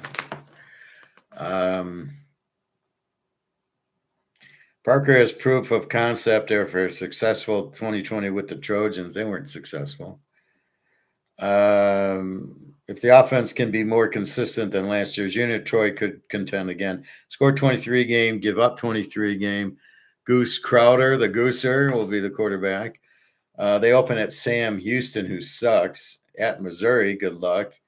Utah State, Southern Miss, and the rest in conference. James Madison. Last year, they lost to Clemson 27-16. Memphis 28-7. Texas State 48. They beat Texas State 48-41. And then they lost in the championship game 31-14 to James Madison. So they're not good. Georgia Southern, Clay Helton, 27-25. I think it was at USC, Clay Helton. Eagles have been to a bowl in each of the Helton, including when they burned. Okay, not much there. Scored 27, give up 32. They lost to USC last year 59-20. James Madison 35-10. But the note there is USC beat them 59-20, and USC's getting, whatchamacallit, San Jose State. So you see what USC does early. They'll put up some big points. They'll take the win because then they get to play Michigan and Washington and Oklahoma and all these, or not Oklahoma, but Ohio State, Oregon. So there's a lot. They got to get their wins when they can get them. Georgia Southern starts off with Charleston Southern.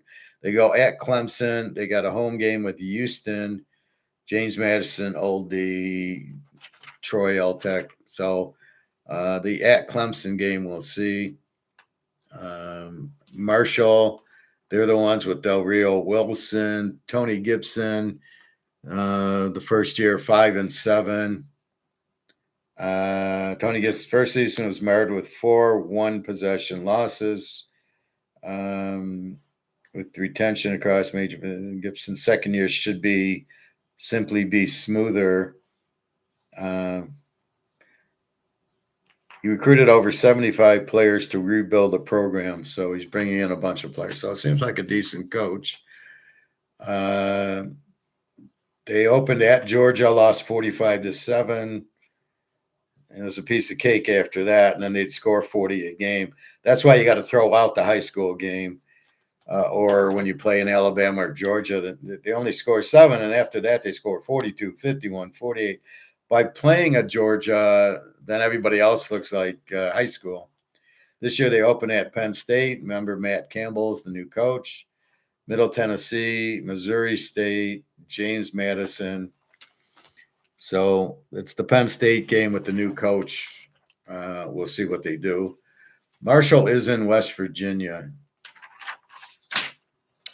Lou Lafayette, my team. Lunch Winfield. How can you not win with a guy named Lunch Winfield? Mike Demereau, 29-15, 4 years there. The Cajuns have some question marks, but a couple of position issues. Offensive line and running back showed promise despite the bowl loss to Delaware. So they could be okay. The Luncher, they lost to Missouri 52-10. Then they beat Marshall 54-51. And their last 5 games, it was a 30, 34, 42, 31, 23. The James Madison game, they only scored 14, which you can understand. They lost to Delaware in the bowl 20-13. They open Lamar, and then it's at USC week 2. So we could be betting USC pretty hard the first 2 weeks. UAB, Charlotte, Troy. So that's about it. So it's the USC game, which it helps them because they play the better talent. Then everybody else looks like chopped liver. Arkansas State, Butch Jones. We remember him from the Cowboys.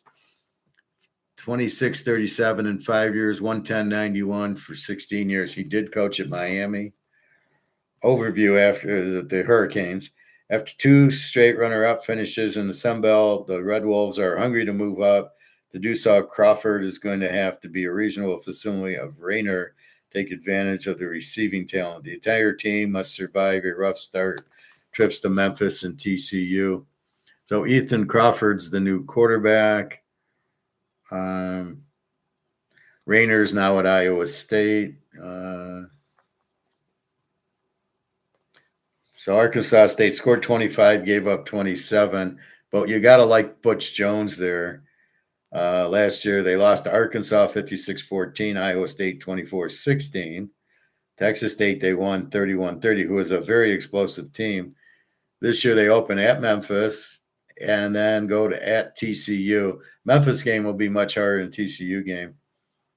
Not that they're going to win either, but we got to see who TCU is this year. TCU and Baylor are normally explosive teams. We'll have to keep our eye on. Otherwise, not much else. And then we get Old Dominion. Always fun with Old Dominion. Ricky Rands, 30-33 in 5 years.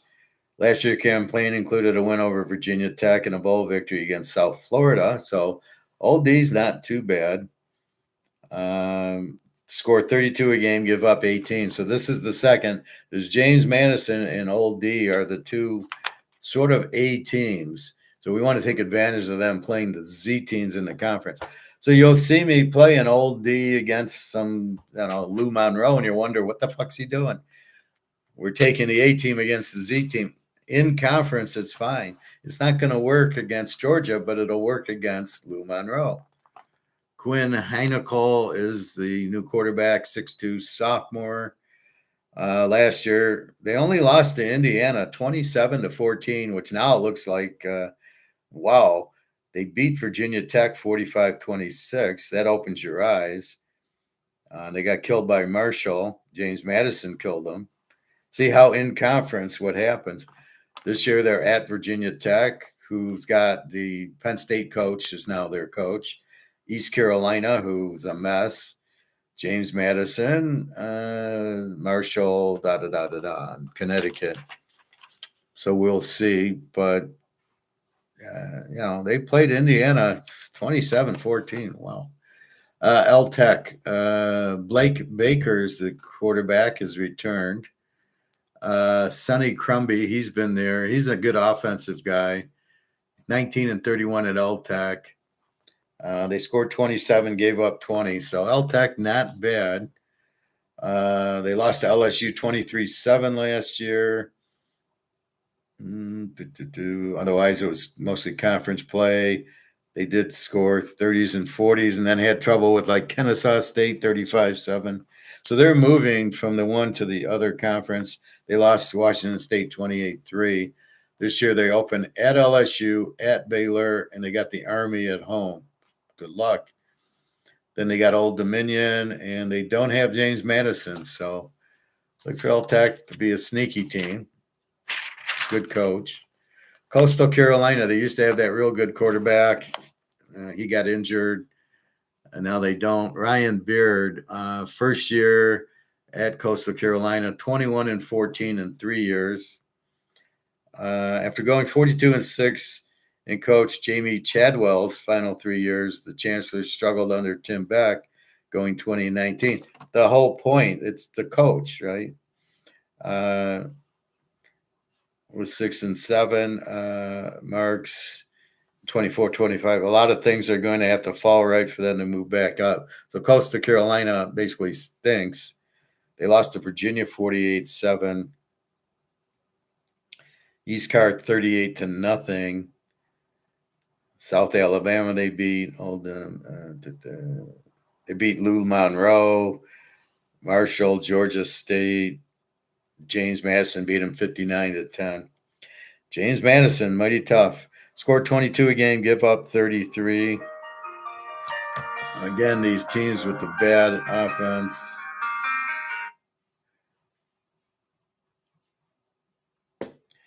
These teams with the bad offenses and the very weak defenses. They open at West Virginia. They're going to get killed. They go at Delaware, who we now know is a kind of an over team. Liberty, a decent team. At Marshall, and mostly they play James Madison the last game. Good luck. James Madison, I think, is in Virginia. Southern Miss, Blake Anderson, 0-1 first year overall, 74-55. I have heard of Blake Anderson. A revival season under Huff fizzled with 4 consecutive losses. Huff was the coach from Marshall, comes to Southern Miss. They're pretty decent, and now he's moved on again. Huff. Anderson has won in the Sunbelt before in a prior tenure at Arkansas State. Here is a big rebuilding as most of the players went with Huff, the coach, to wherever he's at now. So he came from Marshall to Southern Miss, and then Southern Miss, he's moved on to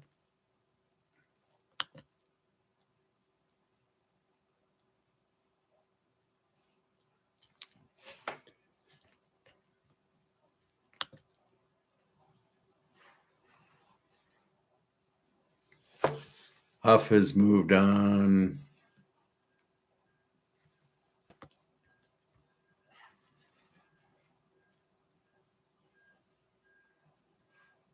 Just a second, I hit the wrong button.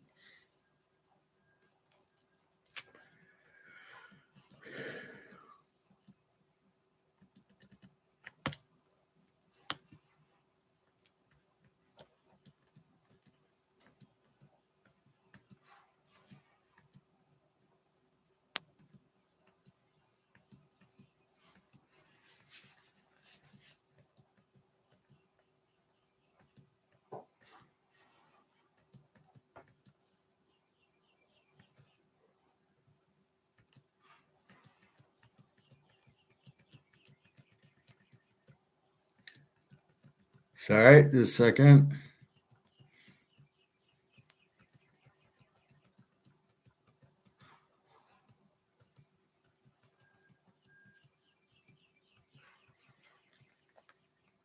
Okay, Huff's moved on to Memphis. That's what it is. So look for Memphis to be is a very good coach. So look for them to be good. So Southern Miss, this Anderson's not bad, but a lot of players went with him to Memphis. So they're kind of leaking a new quarterback, Ethan Hampton, a senior, who knows. Last year they lost to Old Mississippi State 34-17. This year they go at Auburn, September 12th, Connecticut, Tulane, Troy, James Madison, App State. Sometimes we bet them, sometimes we don't. 24 points a game, give up 30. So many transfers, particularly on offense. The defense returns enough experience to see improvements. Singleton is the quarterback for App State. They scored 24, gave up 29. He threw for 256 yards a game. Last year, they lost to Southern Miss 38-22, Boise 47-14, James Madison 58-10. It's like James Madison's up here and the rest of the league's down there. They got East Carolina the 12th, NC State the 26th. Not bad on that. South Alabama, now look out. Major Applewhite is 11-14, 28-25 in 4 years, 2 years somewhere else. Bishop Davenport didn't do much. Threw for 181 last year. It's a senior.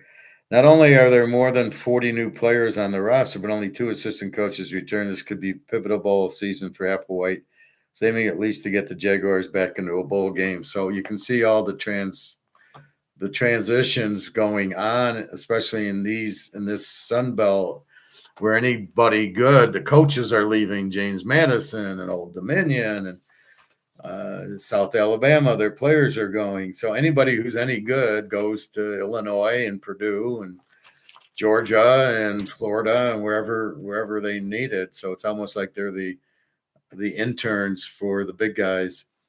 Last year they played Auburn 31-15, which wasn't bad. North Texas, they lost 36-32, who was very explosive. Georgia State, Lou Lafayette, Southern Miss, and Texas State, who was explosive. This year they got at Tulane on the 12th, Ohio, not Ohio State, the 19th, Kentucky, the 26th, and then league play. So we'll see. You don't want to really fuck with them at Tulane or at Kentucky, but you do want to play them against Lou Tech, Troy, Southern, well, yeah, maybe Southern Miss, App State. Those are the games you bet them over on. Georgia State, the Panthers, Cameron Brown, a senior, new quarterback. Scored 19, give up 37. This is the Z team. This is our bitch. Let's see. Del McGee at Georgia State, 4-20 in 2 years. So you can see why they suck. That's why when we see the guy from Miami of Florida and the Dallas Cowboys, Mac Brown, I think, we want to bet on him because he's a good coach. And here you got Del McGee. What is he even doing there? Georgia State. They won one game. They beat Murray State, who's not even Division II. They scored 19, give 37. Here's our bitch. This guy just stinks. They open at North Carolina A&T, then Kennesaw State, then at UCF. So this UCF should be a lock. They'll blow them out. Northern Illinois, they're an under team. Old D, James Madison will kill them. Maybe Marshall kills them. Most of the teams will kill. And last but not least, Lou Monroe. Not Lou Lafayette. Lou Monroe. Bryant Vincent, 8-16, 2 years. They're 15-22 for 3 years. Another losing coach, Aiden Armenta, is the quarterback. He's a junior. He threw for 160 yards a game, so not much of a quarterback. Back in 2024, the Warhawks started 5-1 and looked to be headed to a bowl bid before being derailed by a 6-game losing streak. In other words, when they played the easy part of their schedule, they won it. Woes continue last season as ULM skidded to a 3-9 mark with so many holes to fill.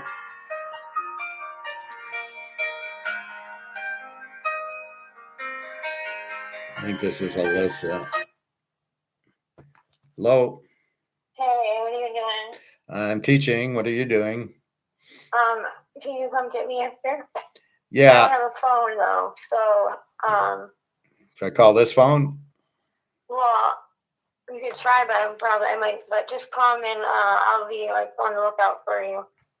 Okay, I wanted to go to my phone place just to check my phone. They're like a repair shop. So I wanted to do that first, or if you're coming back here, we can do it after. Okay. How long till you're done with the class? I don't know, about 20 minutes. Okay. Yeah, just I'll call you in a minute off another phone, don't you? But yeah, you can just come when you're done. Okay. All right. Bye-bye. Okay. Bye. Thank you. I recognize the number. That's why I answered it. Okay, so Lou Monroe, real bad team. Bryant Vincent, 8-16, 15-22 and 3. Here's a guy that shouldn't be coaching. He goes to Lou Monroe. They're terrible. Scores 16, 31 on defense. You can tell a bad coach when he has a bad defense. And in this case, a bad offense. This is our other bitch. So we're going to bet. You're going to see locks in this Sunbelt conference with James Madison, Old Dominion, and you're going to wonder, what the fuck is he doing? That's what I'm doing. I'm playing against these terrible teams, Georgia State and Lou Monroe. That's the idea. let's see. They lost to Alabama 73-0 last year. Arkansas State they actually beat. They lost to Northwestern, who stinks, 42-7.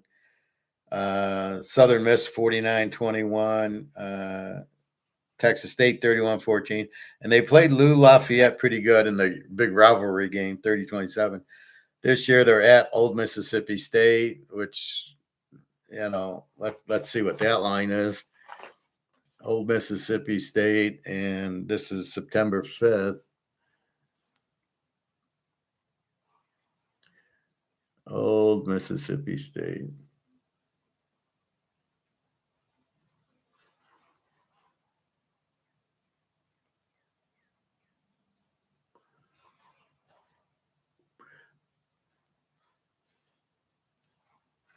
Old Mississippi State's 28 over Lou Monroe. Now you get the method to my madness. Lou Monroe sucks. We can get 11 guys in class that could beat them. And here's Mississippi State, who has to win, right? They're going to play Georgia and Alabama, and you got a chance to beat Lou Monroe. You're going to beat them. You're not going to be flat. You're going to kill them. That's the beauty of college football. There's only 12 games. You get a Lou Monroe, it's not like you're going to be flat, especially in the opener. You might be flat after week 10 and you just played Georgia and you lost 13-12 and you're deflated, but not in week 1. You want to get off to a good start. Look for them to kill Lou Monroe here, who's a terrible coach who sucks. And then they go to UAB, Southeast Louisiana's Division II, Florida Atlantic, South Alabama, who can probably score a lot. Southern Miss, Lou Lafayette, and Marshall. So these are the bitches. Georgia State, we really, at UCF is week 3. But this is what we want at Mississippi State. And they're laying only 28. That's where the locks come from, right? Looking at our bitches, Lou Monroe, Georgia State, and then seeing a team like Old Mississippi State or Missouri or Texas Tech or A&M, and they get these cupcakes, they're going to kill them because they need the win because they're going to play Alabama and Oklahoma and Texas, so they have to get the win. So that is your Sunbelt. Again, our bitches are Georgia State and Lou Monroe, and our superstar, we'll see, it looks like James Madison again. Real quickly, we will go through the lines. I haven't graded my teams yet. I had to go through this because now I understand when I play my Sunbelt what to do. So we got TCU, 829, week 1A, we'll call it. TCU 6.5, 49 against North Carolina. North Carolina's weak, but we don't know how good TCU is. San Jose State, USC 35, 58. It'll be halftime 35. Virginia, NC State, Virginia 5.5. This is a conference game, 54. We got to look at this a little bit more closely. Florida State 30 over New Mexico State. We'll have to just revisit New Mexico State. And Florida State has to win. They're terrible. Hawaii goes to Stanford. Stanford 3.5 and 50.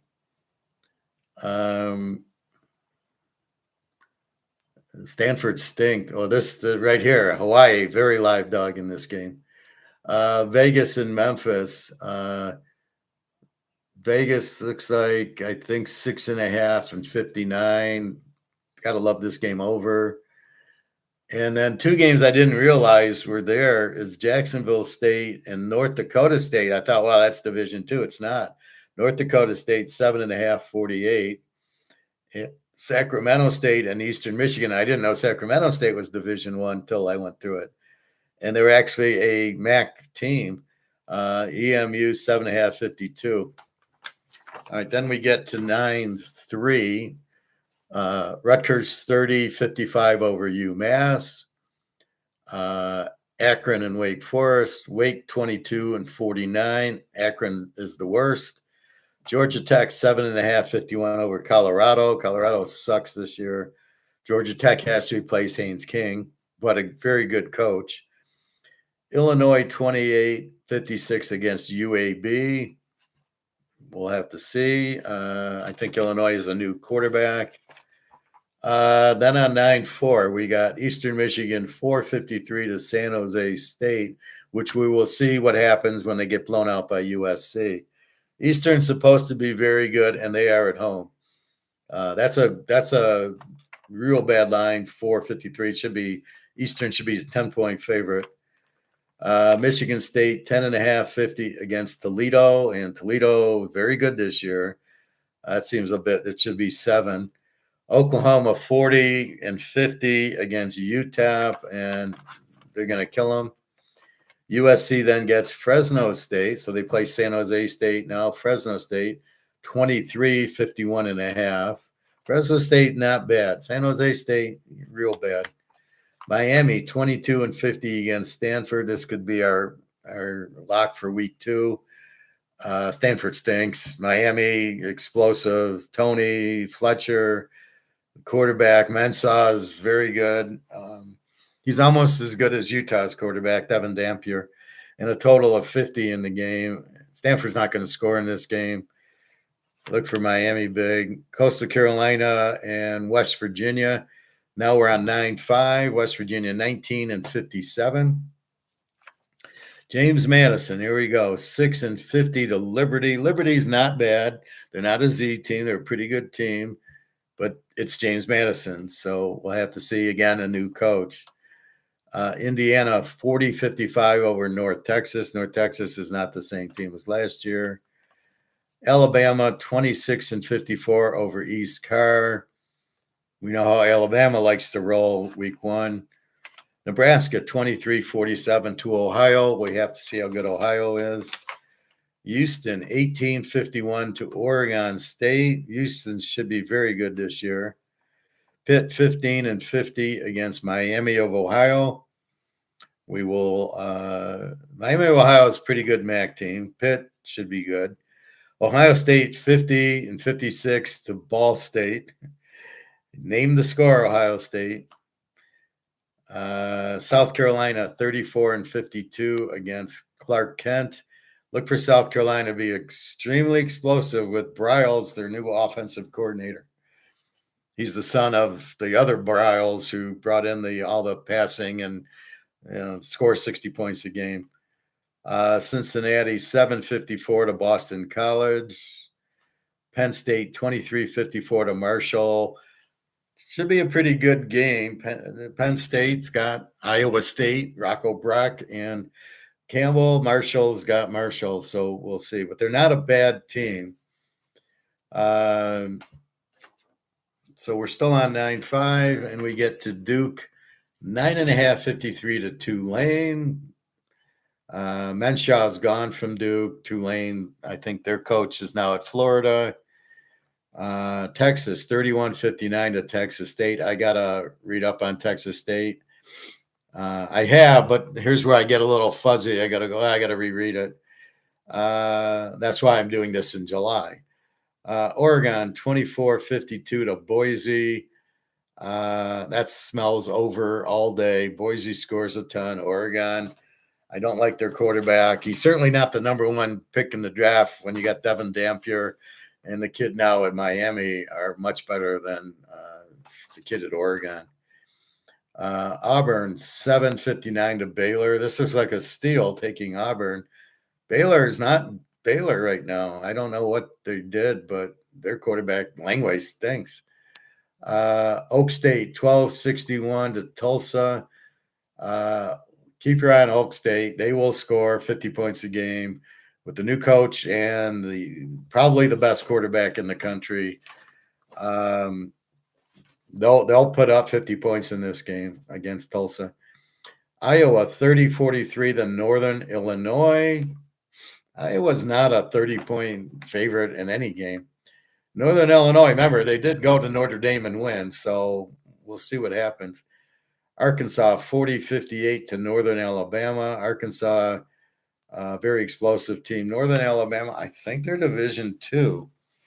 What the fuck are they? Colorado State, Wyoming. Colorado State, 4-47, probably be a low-scoring game with Wyoming. South Florida, 12:54 to Florida International. Interesting game there. A&M, 38 to Missouri State, not Mississippi State, Missouri State, and a total of 52. I think A&M will kill them. Marcel Reed wants to atone for the way he played like a pig against Texas and then against Miami. Troy, 17-50 to Sam Houston. Sam Houston stinks. I'm not sure how good Troy is. Memphis, 10-55 to Arkansas State. Memphis will be outstanding this year. Good coach. They've got the Marshall Southern Miss. Now he's at Memphis. Great coach. Look for this to be explosive. Michigan, 26-47 to Western. Now, Western is the AMAC team. They're not the shit MAC team. They're the AMAC team. Michigan, 26. I'd say this is under.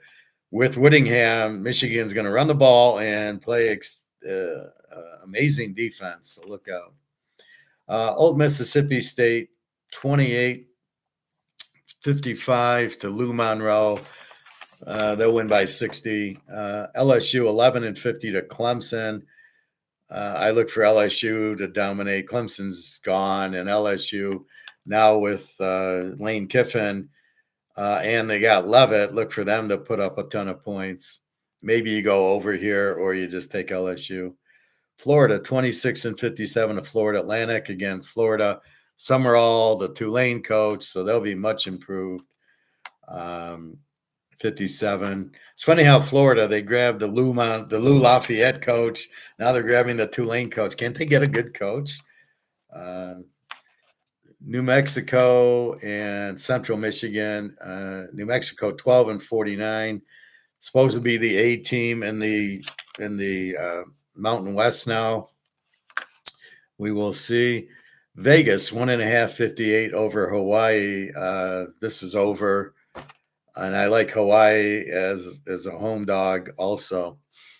UCLA, Cal, 1.5, 53.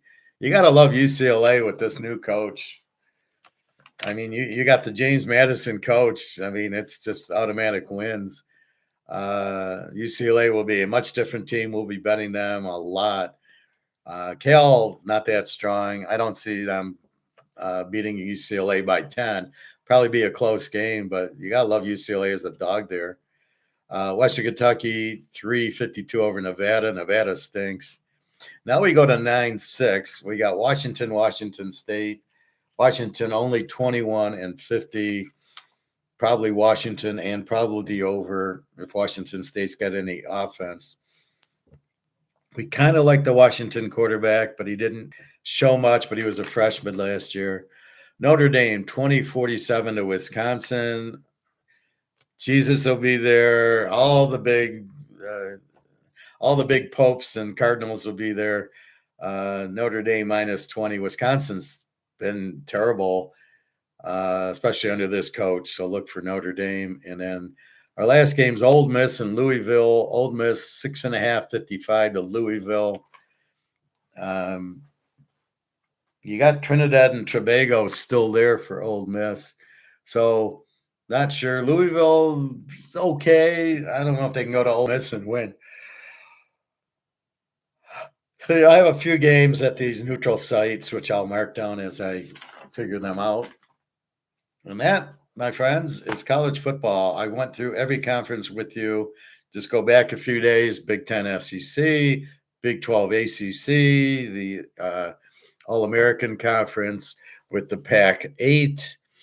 And the other day we did the MAC with the Mountain West, and then we did Mountain West yesterday. We did the MAC with somebody, or with Conference USA, and then we were going to do Sunbelt with the Mountain West yesterday, but the golf was too interesting, so I didn't want to be looking at the golf, so I cut that off.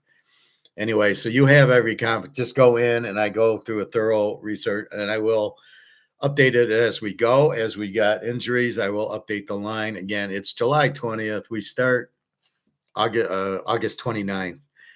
So as usual, I'm 5 steps ahead of the game, and that's just the way I work. Um,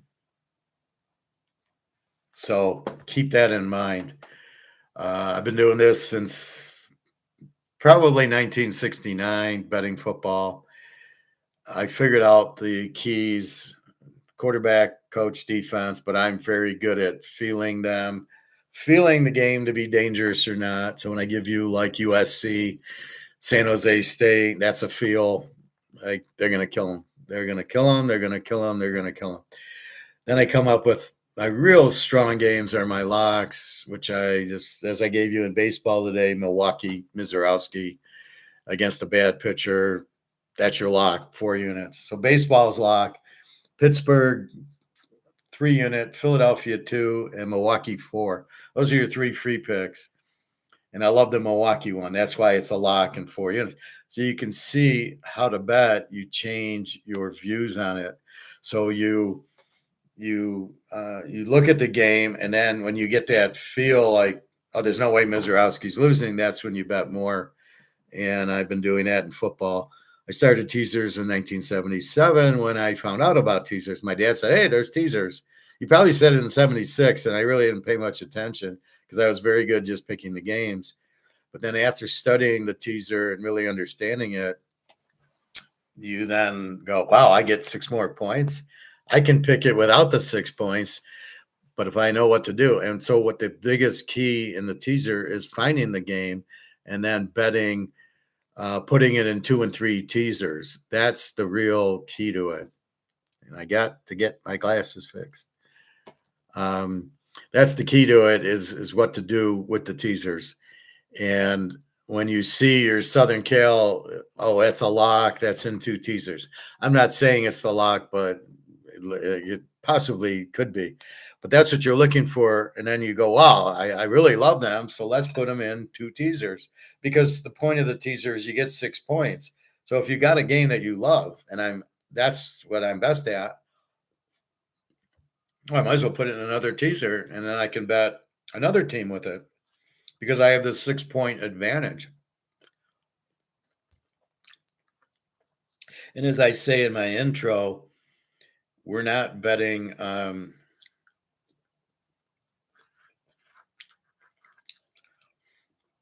we're in my I can pick the games without it. But if I get the 6 points,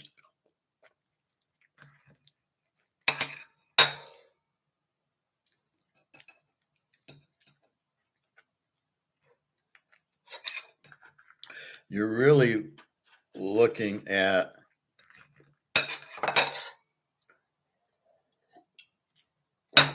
sorry about that. With the added 6, you really figure it out. And so the biggest key is, do I take the team to win the other team? Do I think the game's even, so I should take the dog? Do I think it's high scoring, or do I think it's low scoring? And if you just listen to what I was telling you as I'm going through all the teams, I go, this is a high scoring team. This is a low scoring team. So like San Diego State, very low scoring team. Just a second. Hello.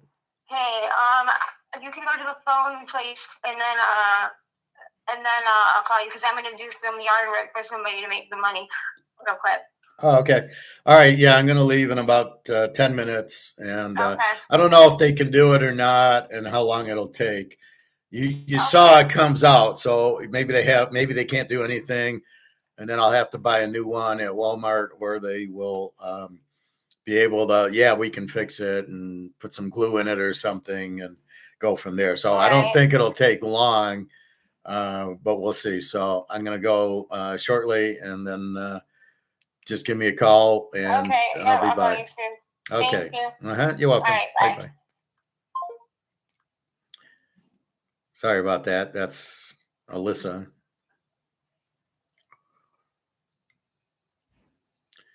So let's look at gold right now. Silver 56.86 and gold 4,009, going down for absolutely no reason. So again, back to me. That's why I understand the teams. Are we going? They can score and no D. That's why we're looking at defense because they're not going to beat anybody. Or we're looking at the offense to go over. USC strong offense, not a great defense. They play Oregon, that's going to be an over, and they play Washington, that should be an over. And you're looking at then you get teams like Ohio State. Those are your A teams, good offense and good defense. So that's what you're kind of placing. Anyway, I want to show you this idiot on YouTube.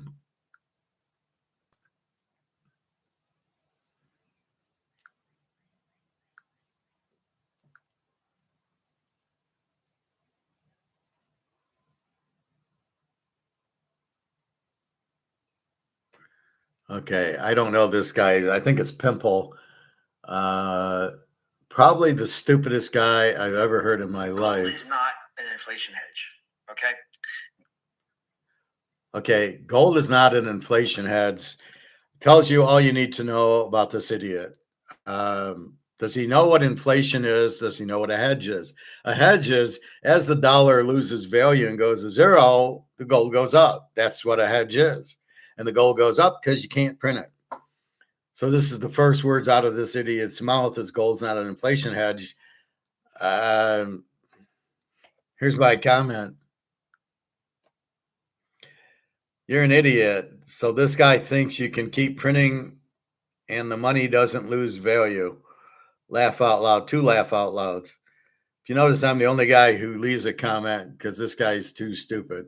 So we'll listen to him for a few minutes because what I'm trying to get to you is you've got guys like this that give you lies. Now, why? Because he sells portfolios and he's like a stock guy. So he's going to be bad to gold because he wants you to buy. So you got to understand the motive. The motive of this guy is to come into my fund and buy stocks and make commission off of you. It's got nothing to do with he knows what's going on. It's got nothing to do with helping you. It's about making him money because he's just a liar and an idiot. And this is what I'm trying to protect you. Are people like this who don't know what they're talking about, but they want to I'm going to go listen to this guy. Michael Pimpo said this and that. And you're kind of like, well, Michael Pimpo said it must be true. And it's not true. And that's the whole point. All right. So this is 9 minutes long. We'll probably go about 5 minutes and we'll throw up because everything he says is wrong. Gold is not an inflation hedge. Okay. When gold does best, when you want to buy gold, is when nominal and real interest rates are falling. Right. And that usually occurs in a recession. And the reason why gold loves recessions is, number one, because obviously, like I just said, interest rates are falling in a recession. But also stock prices tend to fall in a recession. So if stock prices are falling and the cost of money is falling, it's less competition for gold. Right. And that's when people want to own gold. Now, what happened was gold had a wonderful start to the year. We had 2 or 3 rate cuts penciled in, penciled in to the Fed Funds futures market. And then we had the war break out. And it's been a poop show ever since. Now, I had recently bought gold and miners several weeks ago because what I thought was the case, and the gold market thought was the case, that energy was falling because there'd be peace or some kind of workable stasis in the Middle East, in the Strait of Hormuz. Energy prices tumbled, and that meant that the inflation prints would be very, very quiescent. And that's what they were. And gold had a huge spike. If you saw the non-farm payroll print that we had, and we saw the CPI print, I mean, gold had a very nice day. And then a funny thing happened is that the peace ended, and the war went kinetic again, and oil priced from $67 a barrel above $80 a barrel on WTI. And gold hates that. We also hate this morning. We had a pretty decent report on retail sales. Of course, retail sales are not. Welcome to Keynesian land. Gold hates this. Gold hates that. What is this guy talking about? He might be the stupidest guy I've ever seen. this is a guy that does not understand inflation is not prices, it's money printing. Gold doesn't care about interest rates or anything. Gold is your survival to protect you when the dollar loses all its value and goes to zero, and gold will go up. It has nothing to do with interest rates. It has nothing to do with the war. And he's not saying it's paper, right? It's all fixed. JP Morgan running options. So the prices are going down. No, that's the option paper price going down, not the physical price going down. What is he talking about? This is a guy that is very fucking clueless, right? He has no idea what he's talking about, and yet this is what he says. So people listen to it, and you hear the guy going, "Yeah, that's right. It's all bullshit. It has nothing to do with it. It's about the dollar being printed to death, having no value." But these type of Keynesians understand that? Absolutely not. They don't understand that the dollar going out kills the value. That is the problem. That's what they don't understand.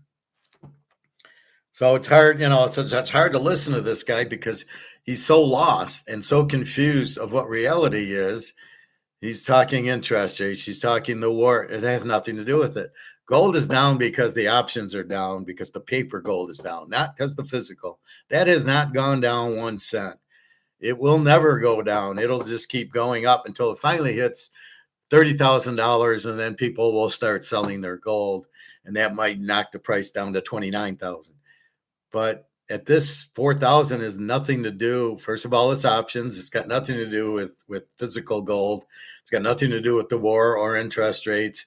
This is maybe how the paper market works, where they're selling the options so they can buy oil, but gold has nothing to do with interest rates. It's not competitive with the dollar.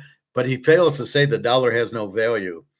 He fails to understand inflation. He fails to understand prices. Gold has no competition. That's the point of why we buy gold and silver. All right, let's listen to Mr. Pimple. It's a nominal number. So that's what you're seeing is inflation, because most of the country in the United States is in a recession. But here's the GDP is growing because of CapEx for AI. So that AI investments, that looks good. And 80% of American consumers are in a recession, but the top 20% are doing good because they're living off asset bubble of equities and real estate. Mm-hmm. So the prints are quiescent, and that's drawing people away from gold. If you want gold to go up, you're going to need a cessation of hostilities in the Middle East. And that's also counterintuitive. Like gold loves, geopolitical strife. No, it doesn't. It loves falling nominal and real interest rates. So when you want to really, I'm sorry, what is he out of his mind? Interest rates have nothing to do with the gold price. The gold price is because the dollar is going to zero, because all the printing of the dollar, because the dollar's lost its value. And when you look around, you got to get out of the dollar and you get into gold. It's that simple. But it's so far over this guy's head, this Pimple guy, he doesn't understand anything. He keeps talking about interest rates and gold loves war. No. Gold, you keep talking paper gold, and it's got nothing to do with interest rates. It's all about that the dollar is worthless. It's as simple as that. Pile into the gold trade. I mean, let's be honest. We want to make money here. We want to hurt our clients. We want to be honest. We have some intellectual capital here. Right. Buy gold when the economic data starts to roll over, because nominal rates are going to fall much faster than inflation. That means real interest rates are going to be rising. But how can inflation fall? Inflation is that, who knows? You can't even measure it, because it's how much dollars have been printed, inflating the money supply. You don't measure it with percentage. If you did, it'd probably be like 10,000%. I love how they get 2 and 3%. So what is this guy? He doesn't even understand what inflation is. It's money printing. And that's what makes gold go up. But gold should go up anyway, because it's an asset that has, you can't lose with it. It's the biggest lock in the world is gold, because you can't print it. And it's very, very limited. So it should be going up all the time. If you didn't have this fake paper system that is doing options on it, gold would be 50, 60,000 already. I know you asked one question. This is like a diet. No, that's awesome. But longer term, where are we longer term? There's a lot of gold investors are longer term. They don't really care about, it's down this week. Last week it was way up. Start of the year it was way up. Since 2000 it's way up, but we're hitting definitely a soft patch here. Let's just look long term. In the long term, gold. the Federal Reserve must be, even if it's Kevin, even though Kevin Warsh, the new Fed chair, is a man of remarkable integrity and he knows what to do, even he must eventually assent to the notion that the Fed must continually monetize Treasury debt. Okay. And I'll give you just two data points. So we are now paying $24 billion a week just on interest payments on the national debt. Crazy. $24 billion a week. And we also have $155 billion a month of deficits on top of the $40 trillion already. So we're just adding $55 billion a month to the national debt. Mm-hmm. Through our annual deficits. The Fed has no choice. They must continually monetize this debt. So what's going to happen? This is what I see happening. I see that the business cycle hasn't been repealed or annulled or canceled in any way. We're going to have another recession. The deficits that I just talked about are going to spike even much higher because of this, just the natural occurrences. The automatic stabilizers kick in. Revenue goes down. Expenditures go way up. The Fed is going to have absolutely no choice but massively expand its balance sheet. This time around, they're going to have to cap interest rates because you can't have trillions upon trillions of dollars of supply when there's no demand. Interest rates will spike. So they have to be all the demand that there is. So you're going to be creating a massive amount of inflation, new money created to buy this debt to keep interest rates down. Right. What happens when nominal interest rates are capped and inflation rises? Real interest rates plunge. That's nirvana for gold. And that's where we are heading. And I don't see any way around that. What the fuck's he talking about? We don't care about interest rates. Interest rates will go up because the dollar is worthless. So you keep printing, but I don't think he gets that's the inflation. You keep printing. He thinks if you keep printing and then prices go up, that's the inflation. No, the fact that you keep printing makes the dollar worthless. But it's over his head. And that's why it's good for gold is as you have this debt and you keep printing, the inflation of inflating the money supply keeps going up, but it's already worthless now. The dollar is worthless now. So you either hold dollars and watch and you can't afford anything, or you Rumpelstiltskin it into gold and silver. But it's way over this guy's head. He doesn't understand. The recession is that Kevin Warsh understands inflation comes from the money printing, which is all about the Fed's balance sheet. What if he really starts to shrink that balance sheet? I don't know if he's going to do it or not, but there's a very good argument. I mean, he has these task forces and focus groups, whatever the heck he's calling them. They're gonna meet this year, and then next year going to make some decisions. I think 2027 is almost guaranteed to have a recession. The business cycle is very long. Okay, that's enough of this guy. So he doesn't get it. He just mentioned that the money printing. But he doesn't catch that that's the inflation. He thinks the money printing makes prices go up. Because if he understood that the money printing makes the value of the dollar go to zero, then you're going to run into gold. It's got nothing to do with interest rates. I don't care what the interest rates are, because I got to get out of money because money has no value. It's worthless. That is the whole fundamental key that I teach here. You've got to understand that basically gold is there because you can't print it, you can't inflate it. It's the only thing to be into. You've got to get out of the dollar because it has no value. And he just said they're going to print more and more and more. And this Kevin Walsh guy, who the fuck knows?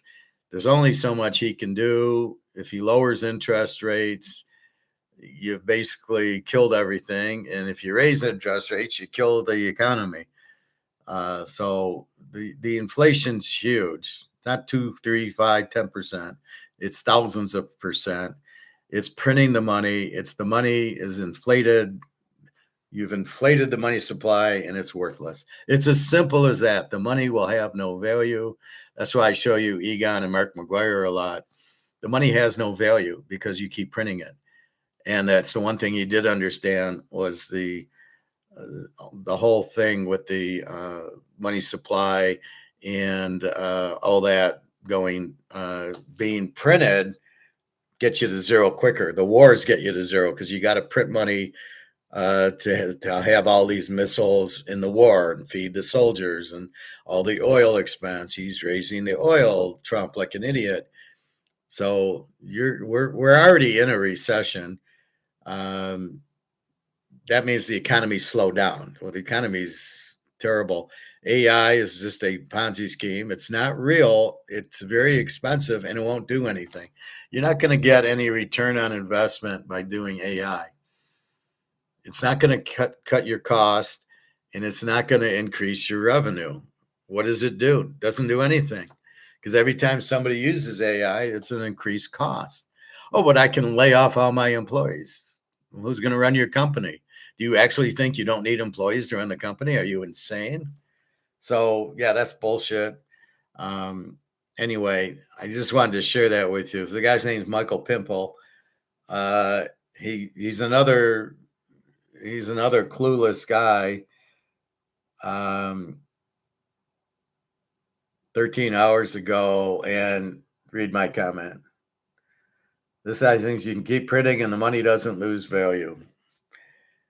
Ha ha. And that's why I do it, because I get the point out of what is going on. You keep printing money, the money has no value. You're forced to buy gold and silver. Where are you putting your money into? Wait, I think there's another. I think where he starts saying where he puts his money. Very long. War shall be cutting the balance sheet, most likely. AI spending is going to be deemed to be overdone like it was in 1999, 2000. So 2027 is most likely when it's going to happen. But I don't know. I have a model that predicts it, so I get ahead of it. I'm not going to get in front of it because that's just stupid to do so. Right. And that's when you see this. You see stock prices tumble, nominal rates fall, real interest rates plunge, and gold will be, shining brighter than ever. The swings between deflation, disinflation, stasis, inflation, hyperinflation, they're all in our future, and they require vastly different investment strategies. And if you're going to always be long bonds and long tech stocks, and think that's going to save you, you're terribly wrong. Right. There's going to be times you want to be overweight bonds. There's going to be times you need to be short bond. There's going to be times you want to be long tech. You want to be in gold, period. That's it. You don't want to be in stocks because it's going to crash. The bonds are worthless because the government can't pay them back. The only thing is gold, and we're preparing for the crash of the dollar, which is already here. We're preparing for July 24th, which is the physical gold price coming from China. And our gold will go to the moon. And then this guy, he can shove it up his ass because he doesn't know what he's talking about. He'll be in stocks and bonds. Why would you want to be in bonds? They'll never pay you back, and the money's worthless. Stocks are going to crash. The housing market's going to crash. It's already crashing. Car prices, they can't even sell the cars anymore. So what are you going to do? And that's really the key to it. So you buy gold because they keep printing the dollar. They have 40 trillion in debt. Every month they spend more than they bring in. And where do they get the money from? Out of thin air, they print the dollar. So it's worthless. It's worthless, and it can never get value. Inflation can never go away. It just keeps going higher and higher. You've inflated the money, so it's worthless. I mean, it's as simple as that. Anyway, just buy your gold and silver. Try to buy it before Friday, which is the 24th. We're not sure what will happen. If we get a real physical price where they ignore COMEX or COMEX shoots up to that, we'll see a nice high price. But I don't know if that's going to happen on Friday or that starts the ball rolling. I'm going to be conservative and say, well, at least we'll be at 4,100. It'll be a nice surprise if we wake up and we won't even wake up. We'll find out Thursday night when China takes the ball at 6:00 if we start seeing $10,000 gold, which is where it should be, and $500-600 silver, which is where it should be. Those are the real physical prices, and that's it, because there's no shorting going on in the physical market. It's just the paper market. And be very aware, there's two different markets. There is no physical market. There's just the paper market controlled by COMEX. So keep that in your mind. Anyway, that's it for football. Baseball, Pittsburgh, Philadelphia, and Milwaukee today are your free picks. We hit Skanes yesterday. We hit Boston yesterday. and you can play Boston also on their win streak if you want to. The Yankees should never, and it's ironic. They play that game and it's 2-1, and they lose 8-1. It was 3-1, and then the second game, of course, the under comes in 2-1. The Yankees win, and you're like, what the fuck just happened here? So anyway, keep that in mind. So www.tjking.com, on by baseball. Go to the purchase pick, $25 for the week. Football, my guy's doing it. It'll be done tonight, but it's already there. If you want to buy the year, $750, go buy it. I don't recommend buying it before middle of August because I won't post anything. I want to get closer to see injuries and keep reading up on it and news we hear. So there's no real reason to buy the football yet, but I would buy it by the week of the 29th. So by about the 25th, I would start. If I'm going to buy the year, I'd buy it, and or at least that week. If you buy the weeks, you get the locks. You can buy the locks separately, which would be like if you bought the locks, you'd get Milwaukee today. If you bought the $25 for the week, you would still get Milwaukee today. So you always get the lock with the package. If I do a weekly package, college and pro, $100 includes the locks. For the month, it's $200 college, $200 pro, $300 for both, includes the locks. And the total, if you buy everything, it's $750. I think it's like $600 college, $600 pro, $750 for everything. And that gives you through the Super Bowl and through all this college ball, by far the best price, because you're paying like $30 a week because you got 18 weeks of pros plus the playoffs. You got 21 weeks at $750. It's a joke. And you will make money. I always make money